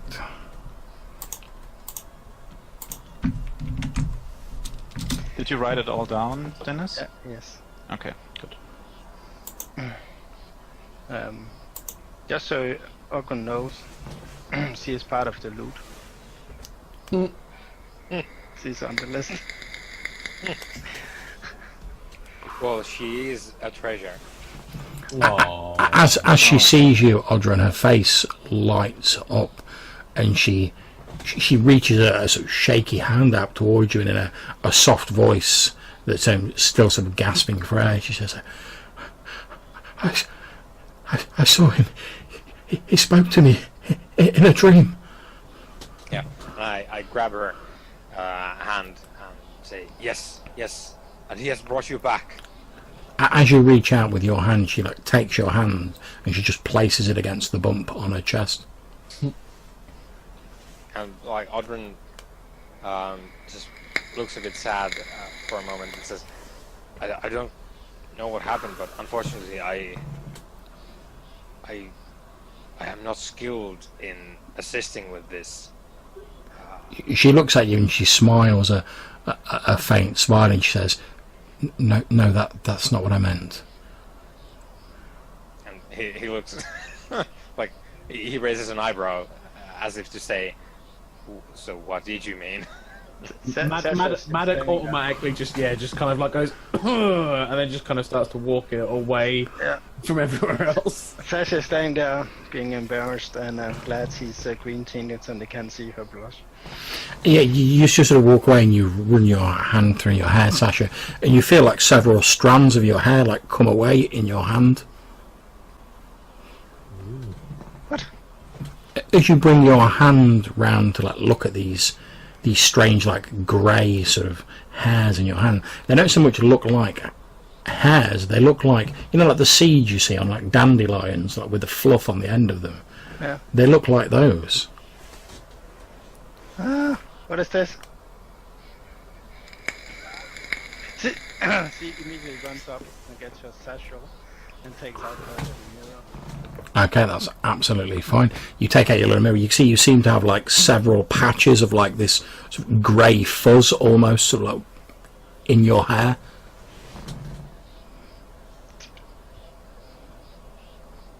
William, I'm going to her. Yes.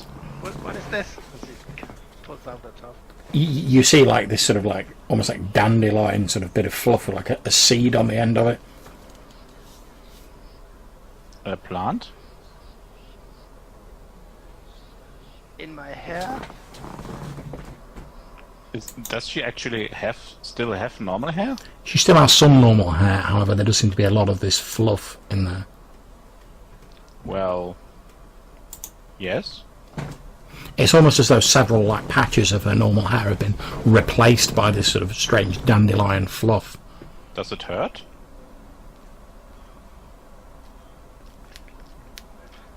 Oh. So, what's the problem? I'm losing my hair. It will regrow. Oh my god, why I'm talking to a demon about this? She goes over to Maddox. Oh yeah, go for the sympathetic here. Talk about your hair with Maddox. yeah. Maddox just kind of like sees, like turns when someone else is approaching and sees it's not Audrun, and it's just kind of like, oh, you go, hey, what's wrong? My hair! And she kind of throws herself around his what do you call it, neck. Yeah. Oh, he's just kind of like, it's okay. To be fair, Sasha's fairly small. She's only like a wee slip of a girl. So, however, as you go, you notice several of like the strands of fluff that are on her head actually like break away from her head and sort of like drift lazily on the air before settling down to the cavern floor. Yeah, I'm just like, I'm collecting some of them. Absolutely Yeah, fine. It's okay, Sasha. I'm sure it's like I lose hair all the time. That and hang on a minute. She's up the duff. You're getting all fluffy. And can I just pull out like a little bit and see if there are actually like seeds in there? Like You can, and there are. I was like, oh Christ, you're giving birth and all. What? Can you grow new you? I don't know much about this, to be honest, because you're the first green person I've met. She just buries her head in his chest and cries. I was like, it's okay. Have you been pollinated?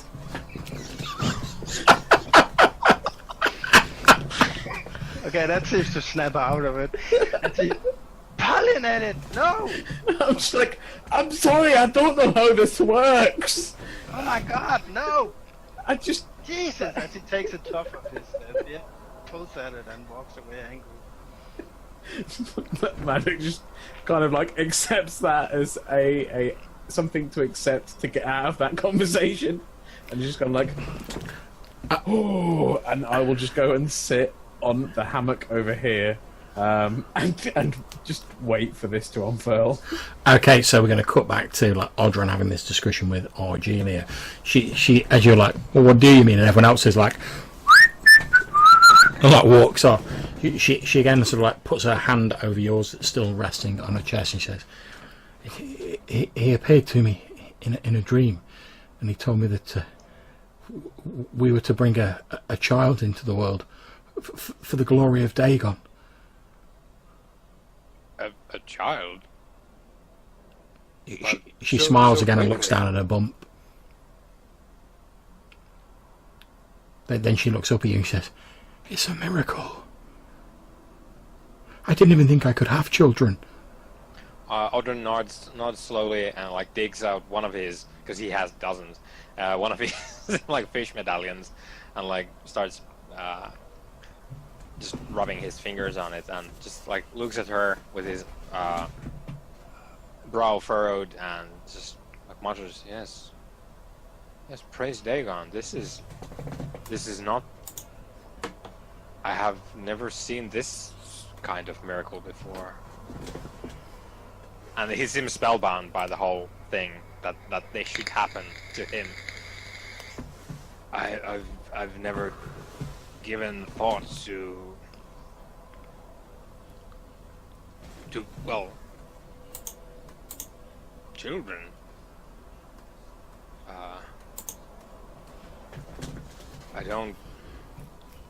I don't know if Dagon has gifted me with the kind of strength that this will entail. But I'm not one to shrink from challenge, so. And he looks to like whoever's in the cavern. You look around, you can see William's like sort of just like giving everything a bit of a once over, you know, make sure that you've not missed everything. Sasha's like frantically like running around with like bits of her hair in her hand. Maddox just like sat on a hammock like. And I look back to her and I say, well, it seems that there is no other to consecrate our union than myself, I think. Not in this place.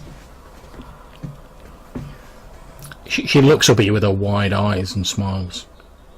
Yeah, and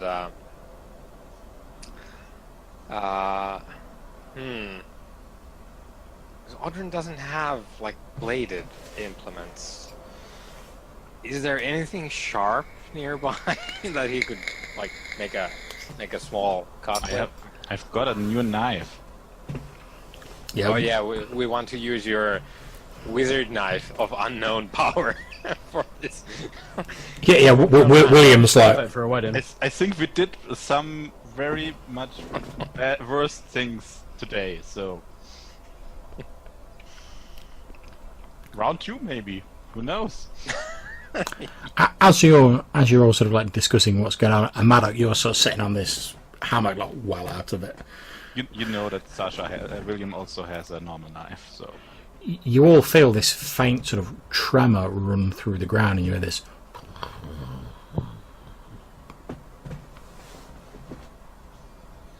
Maddox, can you please make me an architecture roll? And as Maddox does that, in the background, Audryn is probably like, "Oh, is the child arriving?" Okay, Maddox, you sort of like you're obviously fairly well attuned with like working out like where like vibrations and earthquakes and things like that are going to occur from, because obviously it's an ever-present danger to the underground holds of the dwarves. You sort of like look around, quickly taking stock of where like this emanation is coming from, and your eyes fall on the spot where some of the seeds that you blew off Sasha's head landed, and you can see like the ground going and sort of like tenting upwards a little bit, and a few little cracks starting to like form in it.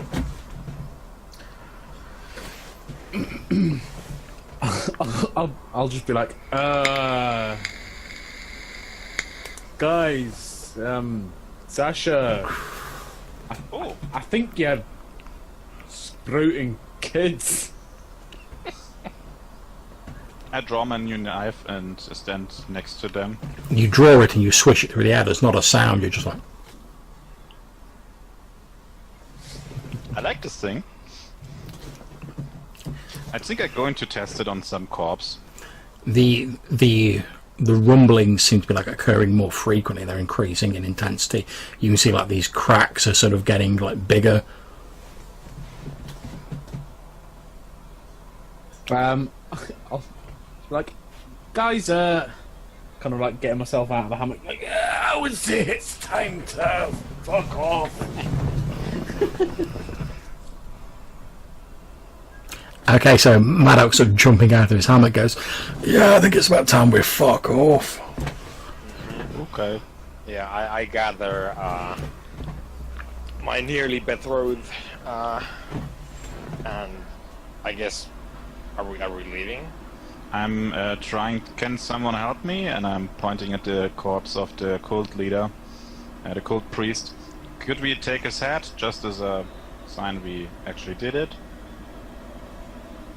I will go over quite happily to the priest and kick him a few times, and then just ask Hamish to borrow a bladed implement. I assume he's got a knife or something. Yeah, he stood there sort of looking a bit bewildered at what's going on, and then he's like, "Oh, aye," and he like pulls out. It's basically like a meat cleaver, like a little meat cleaver. He pulls it out of his belt, and he's like, "There you go, wee Cheers, man." Hamish. By the way, big fella, don't breathe in any of Sasha's fluff. She might get you pregnant. And Well, then just kind of start hacking the head. You start hacking the head off, and you hear him in the background go, "Well, it wasn't her, my fucking agenda." And yet you easily like hack the head of this priest off. That's fine. Sasha hears that. She looks at him very angrily. I just kind of like look around. I'm like, hey, it's a clear and present danger right now. I'm trying to cut one of the corpses with my new knife and see if I see any noticeable difference. Okay, you see that the knife appears to go like very easily into the flesh. It's like a hot knife going through butter. It feels extremely light in your hands, and it just seems to like slide through the flesh very easily. You don't notice anything particularly untoward about it, except for as you like stab it into them, as you pull it out and it catches a stray sort of shaft of light from above, there's an odd sort of like very, very slight greenish tinge to the metal. The rumblings, John, are they like earthquakes? Well, they seem to be like localised on this patch where the crack is. It's not coming from like all around like an earthquake. It's almost as though something's trying to like burst out from this patch of soil. If any of you have seen like the classic Ray Harryhausen, like Jason and the Argonauts, when the skeletons like come up out of the ground and the soil's like, and then they burst out the ground, it's like that. Yeah. She's gonna run angrily in and just check this room. I try to protect her, staying near her. Sorry, you checking where, Sasha? Oh, the other chamber. As just as you're going past, I effectively have cut like some cloth from the priest's robe and effectively hand it to Sasha and just like, maybe you want to wrap that around your head to try and.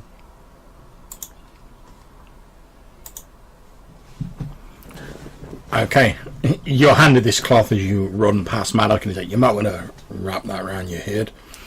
As you run into the other chamber, that appears to open up into the sea, basically. It's an inlet to the ocean. As you look around, you see that there are like moorings and like pegs hammered into the ground that attest that there might once have been sort of small rowing boats, perhaps, moored here. But obviously, whoever, like, perhaps the two cultists who came down in here while you guys were like in the other cavern, they've obviously probably thought better of it, got in the boats and just like got the fuck out. This dude is gone. Yep.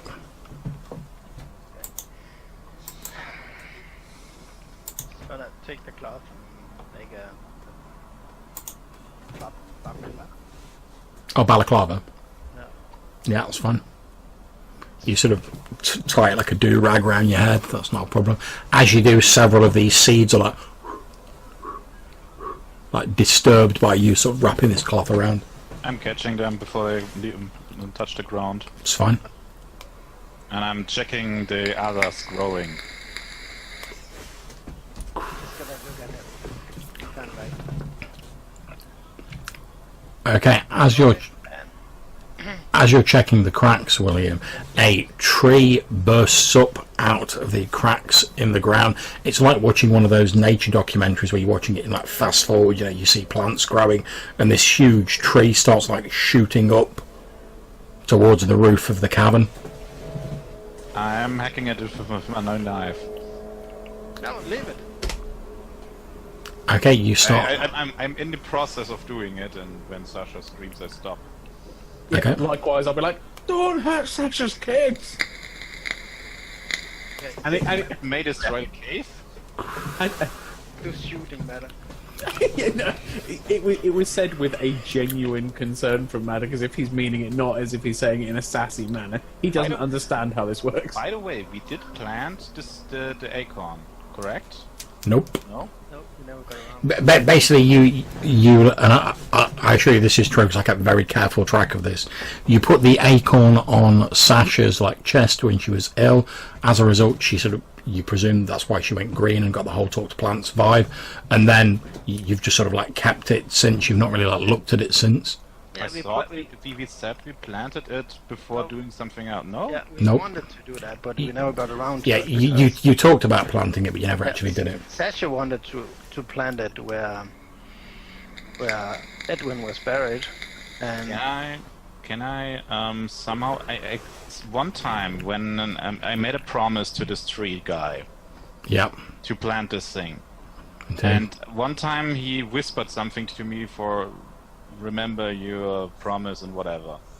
Yep. Did I hear this again sometimes? Or maybe did I hear something now? In fact, I'm glad you asked that, because as this tree bursts up and it actually hits the roof of the cavern, because it's growing so quickly, and bursts through the roof of the cavern. You see light coming down from above. You must be beyond the outskirts of the brothel by now, because you see daylight filtering in. You do indeed seem to hear on the wind the voice of the ancient guardian of the forest that you spoke to, as though his voice echoes out from the past, saying, "And once again the great forest will grow in this land." Sasha, you are the acorn. I'll just be like, Sasha, your kids are growing up fast. What are they on about? to pull the pistol, not aim it at him and shoot towards him. But you will not aim at him. Yeah, you let off a shot of your pistol, in his vague direction. Yeah, I just kind of shield up and duck and cover, then just kind of weirdly just kind of look over, having no idea what's going on. Okay, we're leaving now, so don't cut any trees, and you kind of push Willem in front of up to I wanted to start to explain this stuff to Maddox, and then I pushed away. So Yeah, William's walking over to you, Maddox, and he's and then Sasha's pushes him towards the exit from the caverns. Are all of you guys leaving and heading back up to the brothel, or? I will follow, keeping my shield between me and Sasha at all times. I would try to search the rest somehow. I'm not sure how long this would take. Okay, you search the rest and you find another 20 silver pieces, but there's not much else there. Sasha, Dennis, would you write it down? Okay. Okay, you all head back up into the brothel. Audrun with his new bride, and the rest of you looking a bit befuddled. Hamish looks absolutely bewildered. He's looking up at the tree and then but he follows you all up. Just follow us. Aye. And don't tell anyone that we are responsible for that. He starts to say oh, I think they're gonna fucking know, and then you that we're responsible. He's oh right, I get you. Mum's the word. Yeah. And you all head up as you get up into the Crimson Maiden brothel, and you head out into the main area of it. You can see that pretty much everyone who was a patron, including the madam, Jenny, they're all stood at the windows looking out. And as you peer out, you can see this huge oak tree that's risen up out of the ground directly behind the brothel. And everyone's we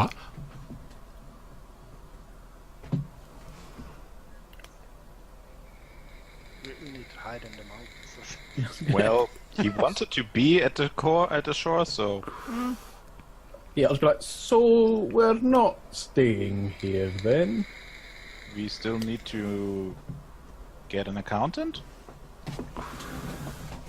I'll just kind of look at the tree and kind of point at the tree really? It's just a tree. What do you expect will happen? While this conversation is going on, Audrun, what are you up to with your bride-to-be, perhaps? Did we have a cart somewhere around here? Yeah, it was being taken care of by the sort of brothel in their sort of stables. It'll still be there if you want to go and get it. Yeah, so I'm probably Have like, to. well, even better. So I'm going there, and well, we had turnips, right? Not anymore. Yes. We sold them. Fuck. As you start heading towards the door, like presumably taking your bride with you, Audrin, Jenny, the madam, walks over, but she's like walking over, like looking at you, and then like keeps glancing back at the window where like the light's now like being blocked out by this huge like oak tree, and she sort of comes over to me. She's still like looking at the window. She's like puts like her hand on you, and then she's like, "Oh, Julia, but I thought, what?" And you see like a look of absolute confusion, because obviously she was one of the ones who'd found Argelia dead, and she sort of like looks to you like Audrin, like for some sort of like explanation. She's like, what? How? What? And the tree? Behold, the might of Dagon. She's saved. And then like he looks at the tree in sort of like equal confusion. Says, the tree has nothing to do with Dagon, though. She just sort of like waves a hand in your direction. You start blithering on about Dagon, and then she like storms over to you, Maddock, and she's like, "Master Dwarf, would you mind doing me the extreme courtesy of telling me what precisely the fuck is going on?" I'm not trusted. Yeah, I'll just be like, She's like, "I need a rational explanation," and you're like, "Dagon!" She's like, "All right, you're out." right, so the person below you're worried about, they're dead. Oh, God, that's a relief, and you got all of them. Yeah, all the ones we found. Certainly, the head honcho in his posh, poncy clothes.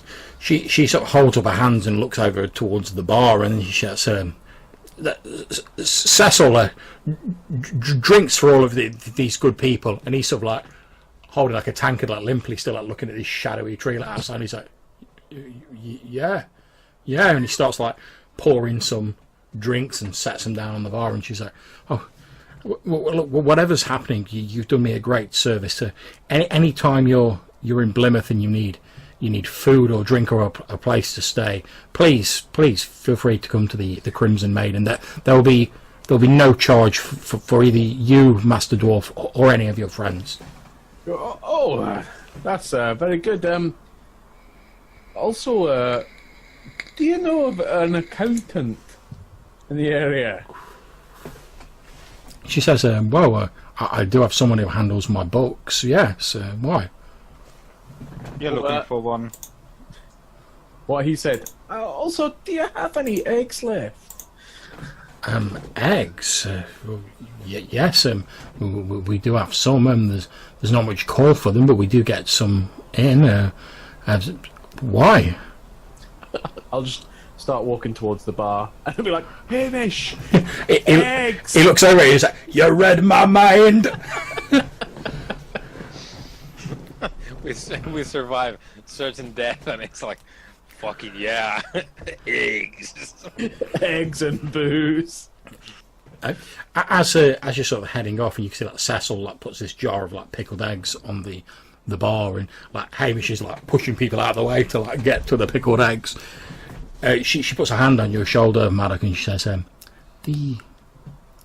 that tree outside, it's not dangerous, is it?" Oh, I very much No. doubt it. What? No, apparently not. Just if you don't touch it or try to fell it, you are fine.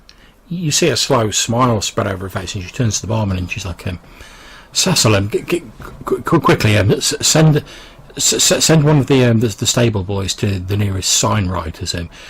See how much it'll cost us to get a new sign with a giant tree on it." And he's like, "Miss Jenny," and she's like, think of it. We have a huge tree, the biggest I've ever seen, growing just outside the back of the Crimson Maiden. Think of how much money this could bring in." And he sort of goes, "Oh, yeah, right, I see." And you see him quickly like head out the door presumably to talk to one of the stable boys. And then Maddox engages in his like egg-eating frenzy with Hamish.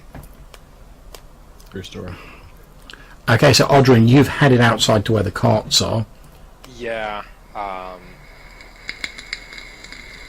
so like Audrin was thinking, yeah, we have some turnips. Like we can probably there's some sacks and whatever. So like I can make a nice semi-comfy bed. But since we don't have them anymore, he's probably coming back to.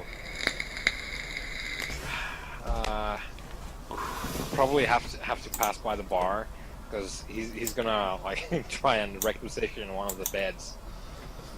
That's not a problem. As they've said, they're not putting any charge on you guys for food, drink, or rest now. Yeah. So the room is in order, and then he's gonna buy the bed, or at least elements of the bed, so that we can have some comfort for his new bride for when we leave. You settle that with Jenny and the rest of the staff. She's like, given the service that you've all done for me, you freed me from the yoke of those horrible people and that priest or whatever he was of theirs. But please, and she waves away your offers of money. She's like, as long as you need it, the room is yours and your companions as well. But there'll always be a room for you at the Crimson Maiden. Yeah, and he's very very grateful at this, and he's probably secluded in the room, and he's after an hour maybe, he comes out and he's very fussy about we need some food. There's there's a pregnant woman up there, so I need to. I don't. What do pregnant women eat? I don't know. So eggs maybe. And yeah, I'll say Hamish turns around with his mouth full. Where's some eggs? Yeah. So Audrin is basically doing the room service, unless we sit out or whatever. Okay. He's doing that for the day. So while Maddox getting his egg binge on and Audrin's sorting out his bride, what are Sasha and William doing? As you're both sort of moving around, you can see that it's started to get dark outside. You can see the staff are sort of starting to go around and securing the shutters on the windows of the brothel. I am walking towards this tree. Absolutely fine. You walk towards it. It appears to be, for all intents and purposes, it looks like a normal oak tree, but it's of gargantuan Jack and the Beanstalk size proportions. I'm touching the bark of the tree, and I'm just telling him in demon speak, my promise is fulfilled. You feel a vague sort of sense of warmth run through your hand as you do that. Is there anything we need to know about this tree? You don't receive any further response. I don't. It's basically a young god, similar to, because that's what the usual the original tree was. So I doubt that they can do anything to it. So I just leave it there. Okay. What about Sasha?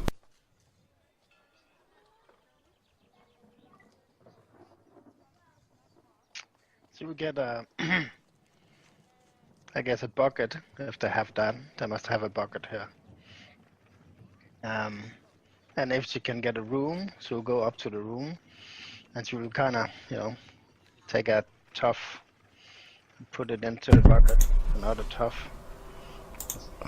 That's absolutely fine. She can get it out, and then she'll take one of her scarves and make a, I guess, one of those old-fashioned womanly head things. Okay. No idea what it's called.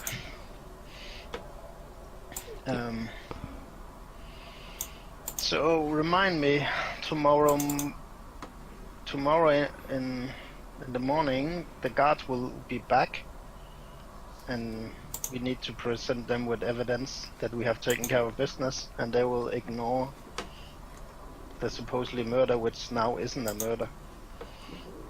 Right? That was the deal? That's correct. Okay, so when she has her scarf on and a How much of her hair does she lose? I mean, is she like bald now? It's about 50%. Right, while Sasha's upstairs doing that, Maddock actually, after he's had like a couple of pints and a lot of eggs, and that sounds like quite a lot. That's not a lot of time. He will get like he'll request like the barge kind of like, can you get me a plate of food and some nice booze? And the barman sort of like looks over at Jenny and she just like nods, and he's like, oh yeah, of course, and some like fish and bread and some booze are like provided for you. I will carefully take it up to Sasha's room and kind of like nervously knock on the door. Yeah. I've brought you some food. Don't shoot me. Oh. Well, you can hear tapping of her feet, and she opens the door. I'm just kind of like nervous. Yeah, thanks. She takes the plate and the cup. No, I'm kind of. I'm sorry about trying to shoot you. I mean, Yeah, it's alright. It's been a day. yeah, stress and all. I think I would be a little bit out of my mind if I started to lose my beard. Yeah. So, she looks over to the bucket full of her saplings. I don't know what to do with them.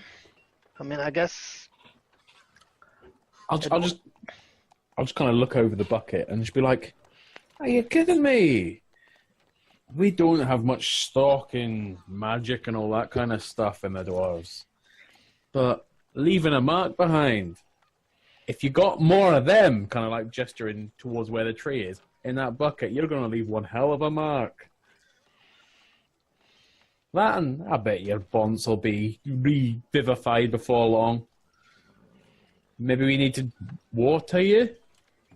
Again, he looks kind of like... Is there a gun? yeah, exactly. there's a lot of guns. When Ogren was out checking the carts, one of them is filled with guns and gunpowder. Yeah, because like, so we could just find a place to plant all this. It's gonna be amazing.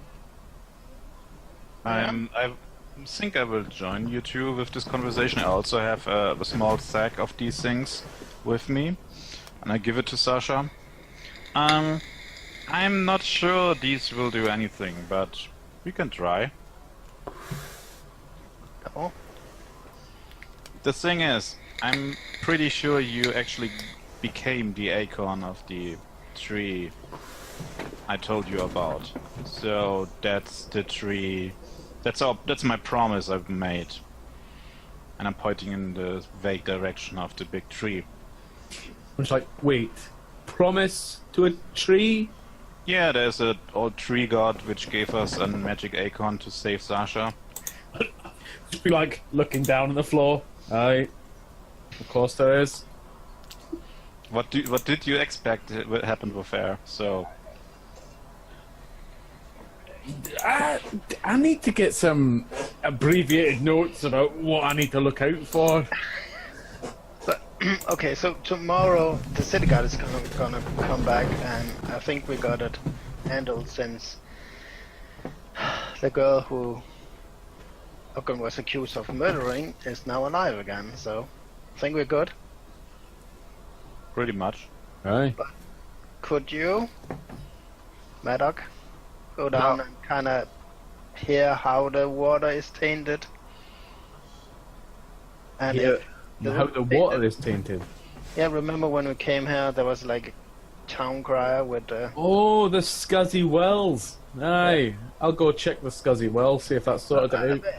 No, I don't think you should go outside now. You know, the cats. Oh, it's only cats. Come on, with everything you've seen. And then kind of like I say, like, it's only cats, and then feel the pain in my shoulder. I'm like, oh, well, maybe tomorrow. I could do with a couple more eggs. Yeah. I'll go talk to Ogren and try to get him on board. Yeah, I'll just kind of point at the bucket and then kind of like start to turn and walk away and be like, you should definitely try planting those, even if it's not a big bugger. Still gonna be a forest with your name on it, and then just kind of like waddle away. Very well. And then she'll go over to the wedding suite. Okay, so since you've pretty much had free reign to decorate this room as you see fit, Audrun, and you've been given the help of all the people who are about, what does Sasha see when she walks into the wedding suite? I think it's just like the devastated room that they were in before, because Audrun, because in his mind everything is basically about strength and dominance. So he returns to the place where these dudes jumped him and he felt weak, because now they're dead and he's not. So he's sort of like planting the flag there again, like, yeah, bitches, what you gonna do? I'm here. So they're back in the room where he ran through the wall, and so he's sitting by the bed, and she's like laying there, and there's like whatever bits of food he could find downstairs. He's like brought up a plate of them, and they're just sitting there and like, chatting, whatever. That's what you see, Sasha, as you walk in. Hi, can we talk? Yes, please come in. This is Sasha. She's very green. Argelia smiles at you and she says, I'm Argelia. I believe we met briefly previously, but we didn't really have any chance to talk. Yeah. Hello. Hello. So, I'm not gonna, disturb you a long time. So here's like the short version of what's gonna happen. Tomorrow the city guard is gonna come because she looks around in the ruined room. Because of what happened here, Ogren kinda, in their eyes, got blamed for what happened to you. Argelia Looks at the bump. Argelia looks absolutely horrified and she says, Audrun didn't do anything to harm me at all. It was those damned religious freaks who, when they couldn't, whatever happened, I don't know. Audrun disappeared. They took their anger out on me. I know. Could we spin it like you were not killed, but believed to be killed, and it turned out that they had taken you, and we freed you, so you're very much alive and never was that? She looks a little bit uncertain, and she glances over at you, Audrun. Well, I don't see why they couldn't just go in the caverns and see the decimated bodies of these fools. Yes, but if you could, say that she was kidnapped instead of killed, and we freed her and killing all the cultists. Argelia says, and would it help Audrun if I was to say that they kidnapped me and you rescued me? Yeah. Then of course I'll do it. And if we keep the whole resurrection part out of it, you won't be subject to the piqued interest of the Inquisition. The what? You notice that Argelia looks a little bit scared when you say that. Who is this Inquisition? Bring him here. I will speak to him. Argelia sort of lays a hand on your arm, Audrun, and she says, the more zealous followers of the one god, it's their warriors. They use them against any people they that they see as blaspheming, who don't follow the same faith as they do. And we can all see Audrun like struggling because he's facing a thing that he hasn't faced ever before. He has some concern for a fellow being, that being Argelia, and then also he wants to just go like, well, bring them boys here. We'll see how this shakes out. And he turns to Argelia and says, well, it is your decision. I don't see why we couldn't crush them, but She nods and says, perhaps later, but this will at least buy us a little bit of breathing time. I'll do what you ask, Sasha.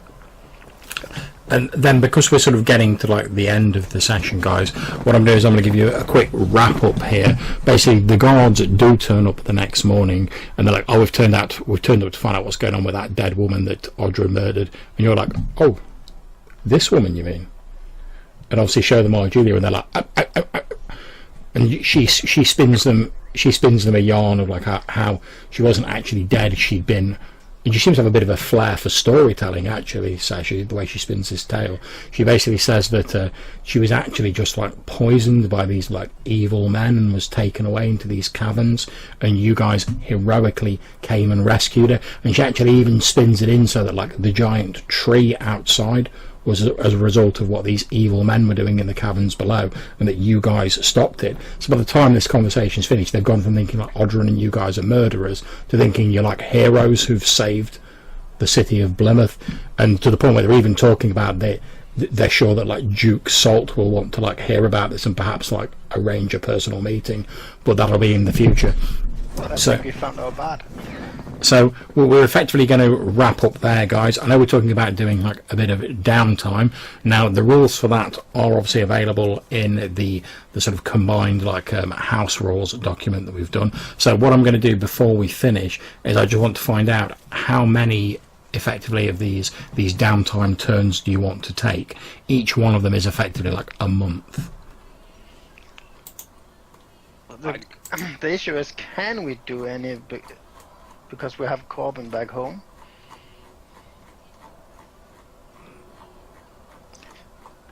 I'd say... You mean because we wanted to do something with Corbin before doing the Haven turn?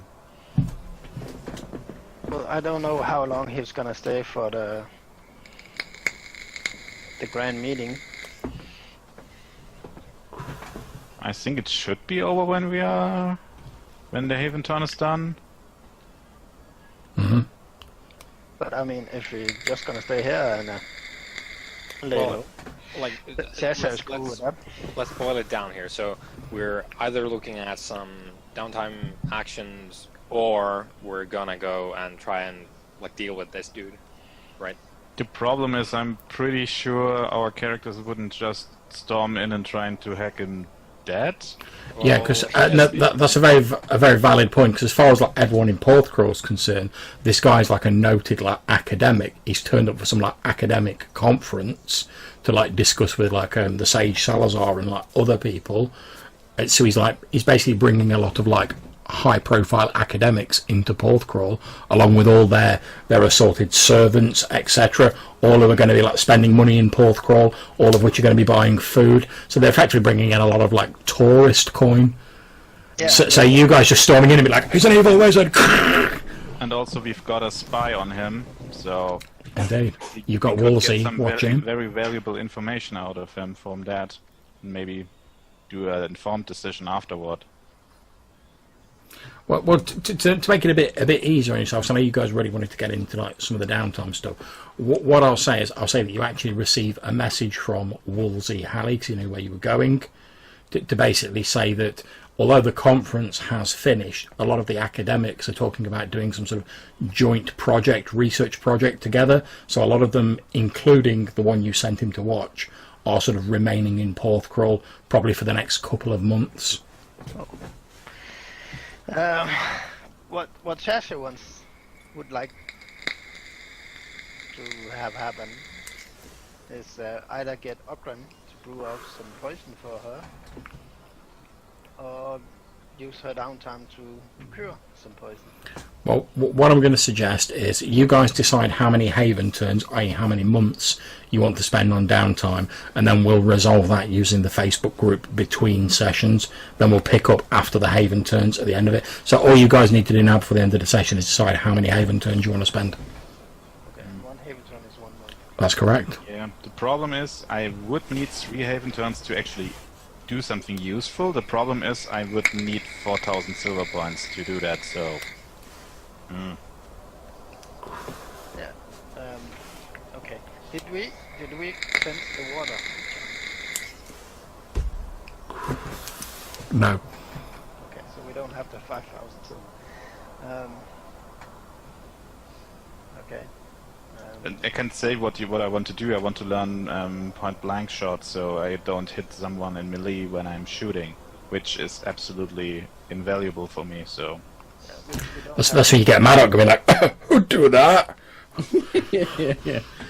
But a lot of money. Oh my god, we only have 4,000 silver if we take everything we have.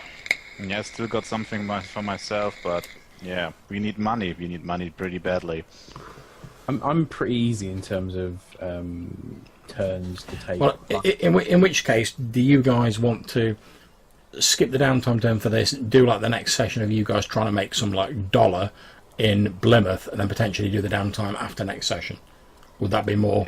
I would prefer it, because then I could take my 3 Haven turns to actually do something useful with it.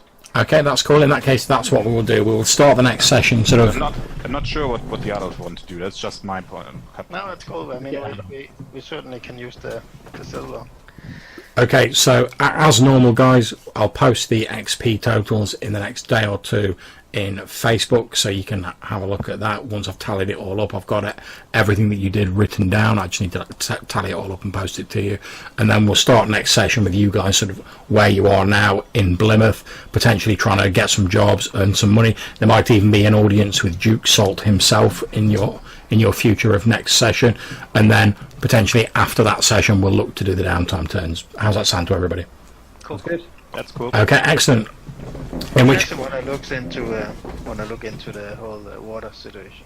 That's absolutely fine. We can handle that next session. So, thank you very much for playing, guys. I hope you all enjoyed the session. As ever, I'm happy to chat for a bit afterwards, but I know you have to shoot Johannes, so I'm going to stop the stream here. Thank you to anyone who is watching, and hopefully we'll catch you in the next session. Take care. Bye, everyone.